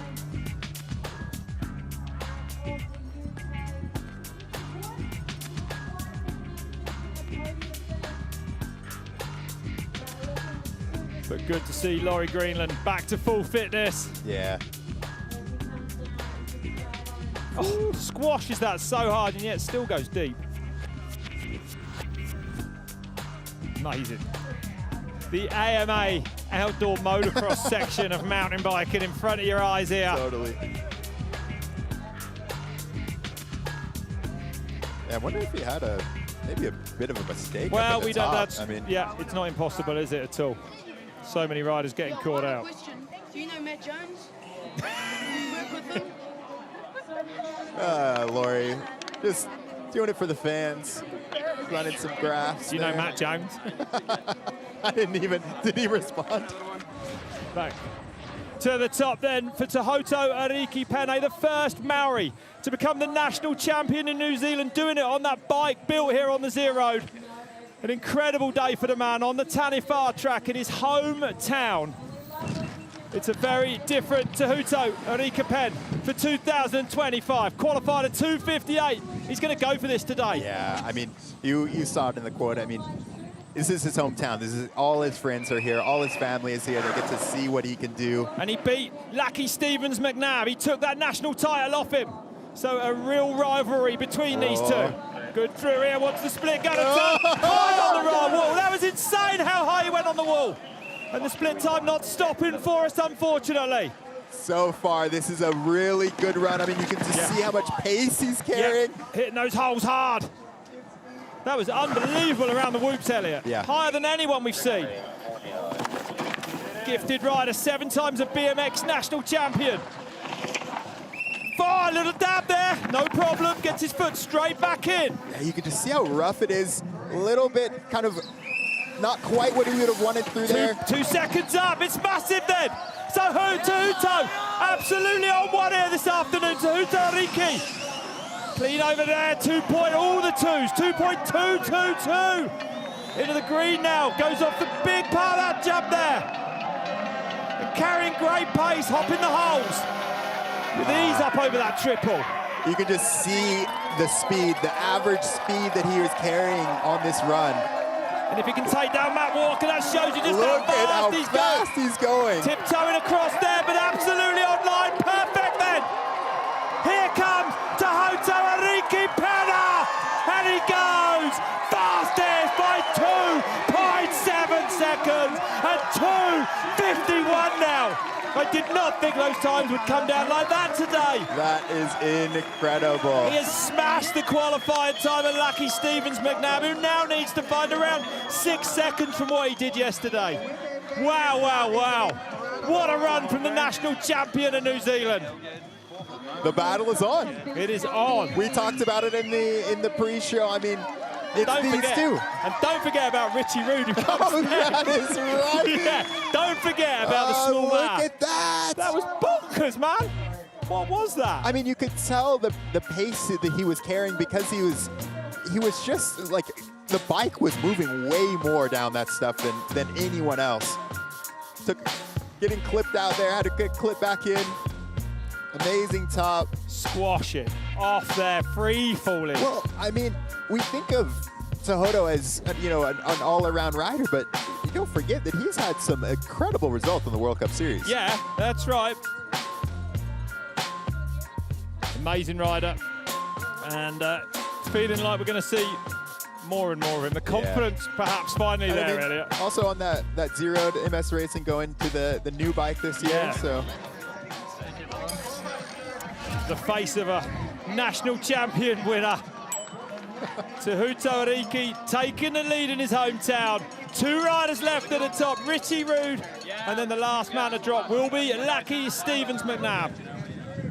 And Richie Rude, this track suits him. Full-time return this year for the 4-time Enduro World Series champion, a former downhill world champion in the junior category, and more horsepower than anyone. A bad start though, unclipping out the gate.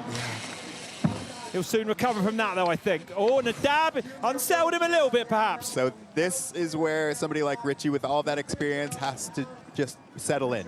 You know, don't do anything crazy. Just settle in, keep your mind back on this run at hand. Don't be surprised if he's green at split number 1. Here it comes. This time will tell us what we need to know. Oh, he's 2.2 back then. So, those mistakes perhaps cost him a little bit. Unsettled up in that top section. Can he recover now? Oh, he's attacking down here. This is where we get to kind of see, still a little bit kind of all over the place, but... Getting good power pedal strokes in, though, here and there, Elliot. Aotearoa looking on. Really looking good. Yeah, he is, you're right. But 2.2 inside there. That's an enduro line. No way, power wheelie now as well. That was unbelievable. That's amazing. And now 1.3 off, so pulls back. 0.9 between splits 2 and 3. Insane. Excuse me, splits 1 and 2, split 3 coming up now. He's 1.6 back, loses 0.3 there. I would be surprised if all that time came from that one right-hander. Well, I think you're probably right. It was unreal how quick he whipped it around there, and the only rider to do it. So the American from Connecticut up over the top of there. Good breaking into there, it looked like to me. Yeah, I mean, this is, like you said, it's first year riding a full downhill season. Probably a little bit more pressure on him, I think. And using these races to find his way with that bike. Here he comes, and Richie Rude goes third, 254.8. 3.3 into the red. Pena from Walker, from Rude then, Rick Gilchrist, and Charlie Mack in 5th there at the moment. We've got one rider left to drop. One rider. Not bad for the Yeti crew. I think Richie will be able to take a lot of positives from that run. I mean, having some really good splits, not being, that far off the pace.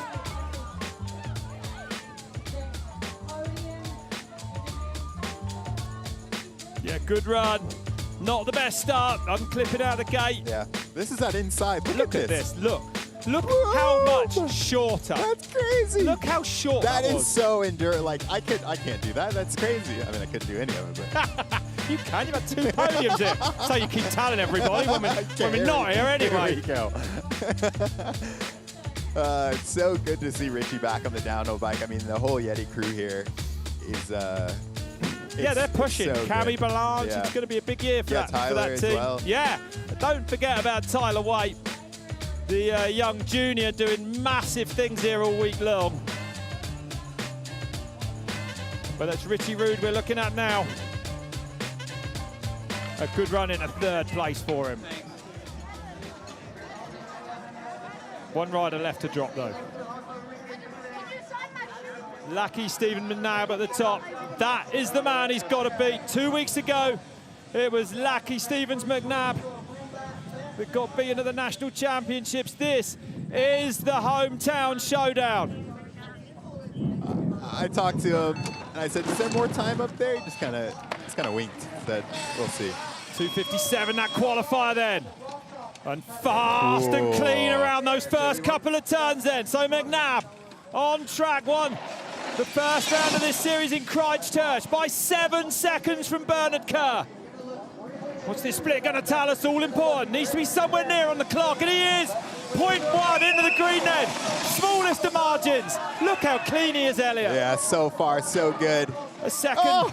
A second so in Montana at the last World Cup of the year. He was winning in Poland by over a second before he washed the front past the last split. Unbelievable pace. 3 times a BMX world champion as well, this fella. One of the only riders we've seen take that inside hopping where he needs to. Incredibly composed. Yeah, really, really composed. Riding so fast and so clean here. It was 0.1 at split 1, and at split 2, it's 0.8, so still just less than a second over to Aotearoa. All right, here we go. There's definitely a second down at this bottom. Loses 0.2. So 0.6 to play with then. Aotearoa looks on. McNabb sets up high in the deep stuff. Lost a little bit of speed there for sure, going in the soft stuff. Can he let off the brakes here? Still clean over that triple. Oh, he's fighting a little bit here. The crowd are getting behind him. The advantage is his, but only just. It's going to be a New Zealand 1-2, but what order is it going to be? Lucky Stevens McNabb goes fastest. Look at the time. 2:50.9, 0.6. Lucky Stevens McNabb wins Crankworx Rotorua. The last man down. That was insane. So composed. What a perfect looking run. He is so. Where did this experience come from? Where did this, he knows exactly what he needs to do. He knew that he, was a little bit offline. You saw him go into the soft stuff. That's not where he wanted to be. And then he let off the brakes. He pushed harder than he's ever pushed at that bottom section. Wow. 0.6 the margin. 2 weeks ago at the National Championships, it was Aotearoa that took the win today. This is going to be a good season for these two. When you get two riders from the same country battling like this, it's going to be special. Really amazing run then from Lucky. I think we saw kind of the maximum, kind of the optimal run through here. The best top we've had, an amazing middle section. No mistakes. Just exactly what he needs to do. A 1-1 to start the season off in the Crankworx downhill series. Yeah, look at that. It's so good. Oh, precision. Back-to-back wins in the series. Yep. Yeah. Going to be leading by a long way after this. That was amazing across there. Just look at that. Only rider to hop all the way in.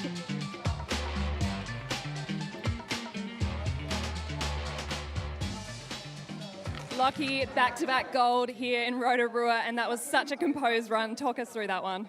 No, it was good. It was pretty dialed from top to bottom, really. Couple moments up in the grass, but yeah, other than that, it was just dialed. Stoked to put a good one down. It's a long wait for you up there in the start gate. How nervous were you before your run? Not too bad.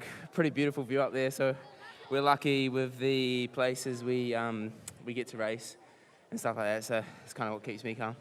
And you've also got back-to-back wins in the downhill series. What's next for you for the rest of the season? Just a bit more work with the team and before the first World Cup, and then that's what the focus is for the season, just World Cup. So great that we can do these races here in this to race at home in front of a home crowd and stuff. So Congratulations. Best of luck for the season. thank you. Might be the year we see him take his first World Cup win. Did you see? I told you he's confident. Like that you heard him, super composed run. Took it in his stride. Yeah. You know, that, I mean, look at as well, Elliot, look at the gap that the two New Zealanders You know what got. he reminds me of? Like when you see somebody like that, like I always say a rider that knows what time is, like a Josh Bryceland, right? Like he looks chill, but he's actually not. I mean, he knows exactly where to push. It's just perfect.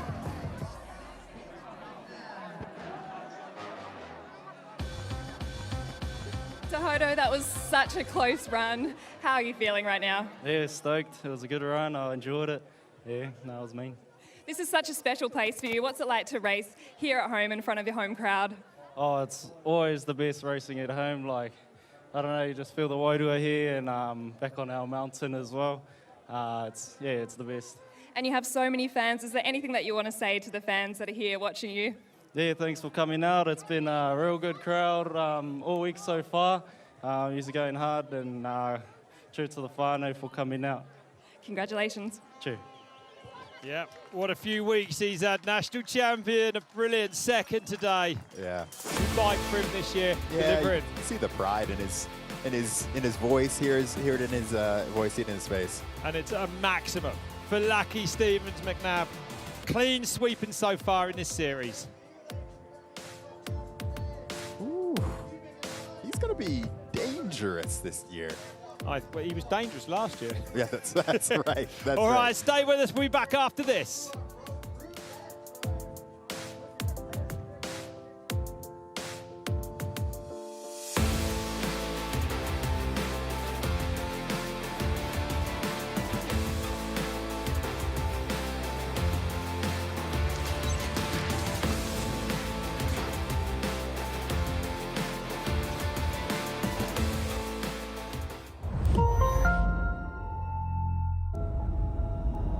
We all have our idea of what we want the sport to look like. Still have that childhood feeling every time I drop in. We are ready down here. Anytime? It's go time, man. It's gonna be insane. The best feeling ever. I'm ready to go! Anytime. Now available on Red Bull TV. Have you ever stared at a picture and it came alive? They say every rider has a calling. 15 athletes on their mind trip through Europe. A fantastic ride into the wildest dreams of biking.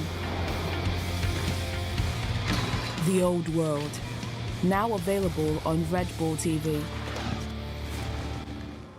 Breathe in. Pedal hard. Flat out. Oh my God. 3 iconic urban downhill races on 3 different continents. Steep, narrow and formidable. Look at that. The Red Bull Canoa Bajo Series 2025. Live on Red Bull TV. A new perspective on the streets of San Francisco. Daddy! Join Danny McCaskill on his very special sightseeing tour. Imagination running wild and taking no prisoners. Welcome to The Rock. Because making it look easy can be pretty hard. Will he send it? Danny McCaskill, Postcard from San Francisco. Now available on Red Bull TV.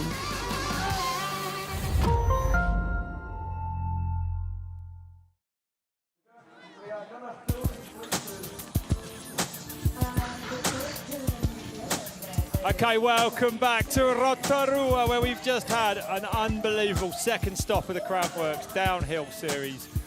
It was the local man, Lucky Stevens McNabb, coming out on top of the New Zealander, Elliot. I mean, I haven't really commentated him, nor have you, at the World Cup races, but to see him ride, super precise, super fast.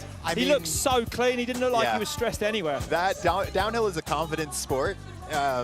You hear it in his voice. Like when I was talking to him, like he's like, yeah, I mean, I had a little bit of a stall I know where the time is to be made up, and he knew exactly what he needed to do on that run. I think, you know, he's like the perfect package. He nearly won he nearly won 2 World Cups last year. Let's not forget that. Poland, he was faster by over a second. Just lost the front. But he was up on Bruni, of course, Loic Bruni. That's how fast he is. Second in Mont Saint Anne. And even the way he set out of the gate, it was just deliberate and perfect. Yeah, I mean, like I said, it's kind of like an optimal run. We saw him at the top, making up time. I mean, doing that wall ride. You could tell how fast he came into all of these sections, but then not overriding it, right? Getting his braking done. Didn't see him having to take a ton of cranks anywhere or anything like that. No. New team for him this year and absolutely delivering, winning the Christchurch Redemption downhill by 7 seconds. That was huge. Another massive result today.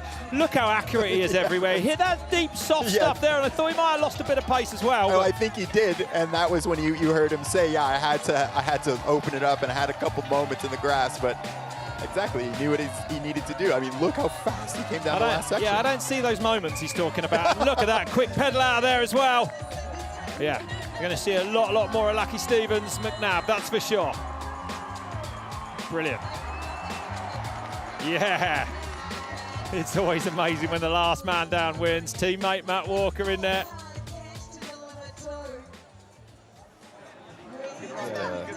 See that Friday Junior. Good to see them making their debut. So here is that bottom section. You can see how perfect they are. So look at Lockie already making up a little bit of time, hopping over that. That's what I was saying. It's terrifying to do that because if you lose traction, you're off into the middle of nowhere. But look at this Tahuto on the right. Tahuto Ariki looking like he's actually ahead there at that point. So it's true. It was close between the 2 New Zealanders, wasn't it? And, you know, 0.6 off for Tahuto Ariki. I mean, he's going to be pretty pumped with that, I think, as well as being absolutely devastated not to win. Yeah, I mean, I think it just feels good to have a nice run in your hometown at a hometown race. I think to do your best. I mean, we talk about how good Lockie is. Toto's only 0.6 off. And he's right there. Yeah. National winner 2 weeks ago on the other track, the Tanifar in the forest. Yeah, he is right where he needs to be. Tahuto Ariki as well on a new bike. There's your pole result for today. The Rock Shocks Waterfall getting it. But also, you know, to win on that gearbox bike, to come second on a new bike as well. Amazing. Well, let's go over to Bree, who's with Jackson Frew. Thanks, Rob. And the fun's not over, Jackson. Tell us, what have we got in store for tomorrow? Yeah, tomorrow we've got the first round of the Dual Slalom Series happening. So we've got a brand new course for this year, so it's going to be really sick. Have you had much of a look at the course? What do you think of it? Yeah, I had a quick look the other day, and the trail builders have done an incredible job, as always, here. And they've given us some new features that we've not seen in a Crankworx start with the, I think it's called a hitching post, and then we've got the 2 pond gaps as well, so it's going to be sick.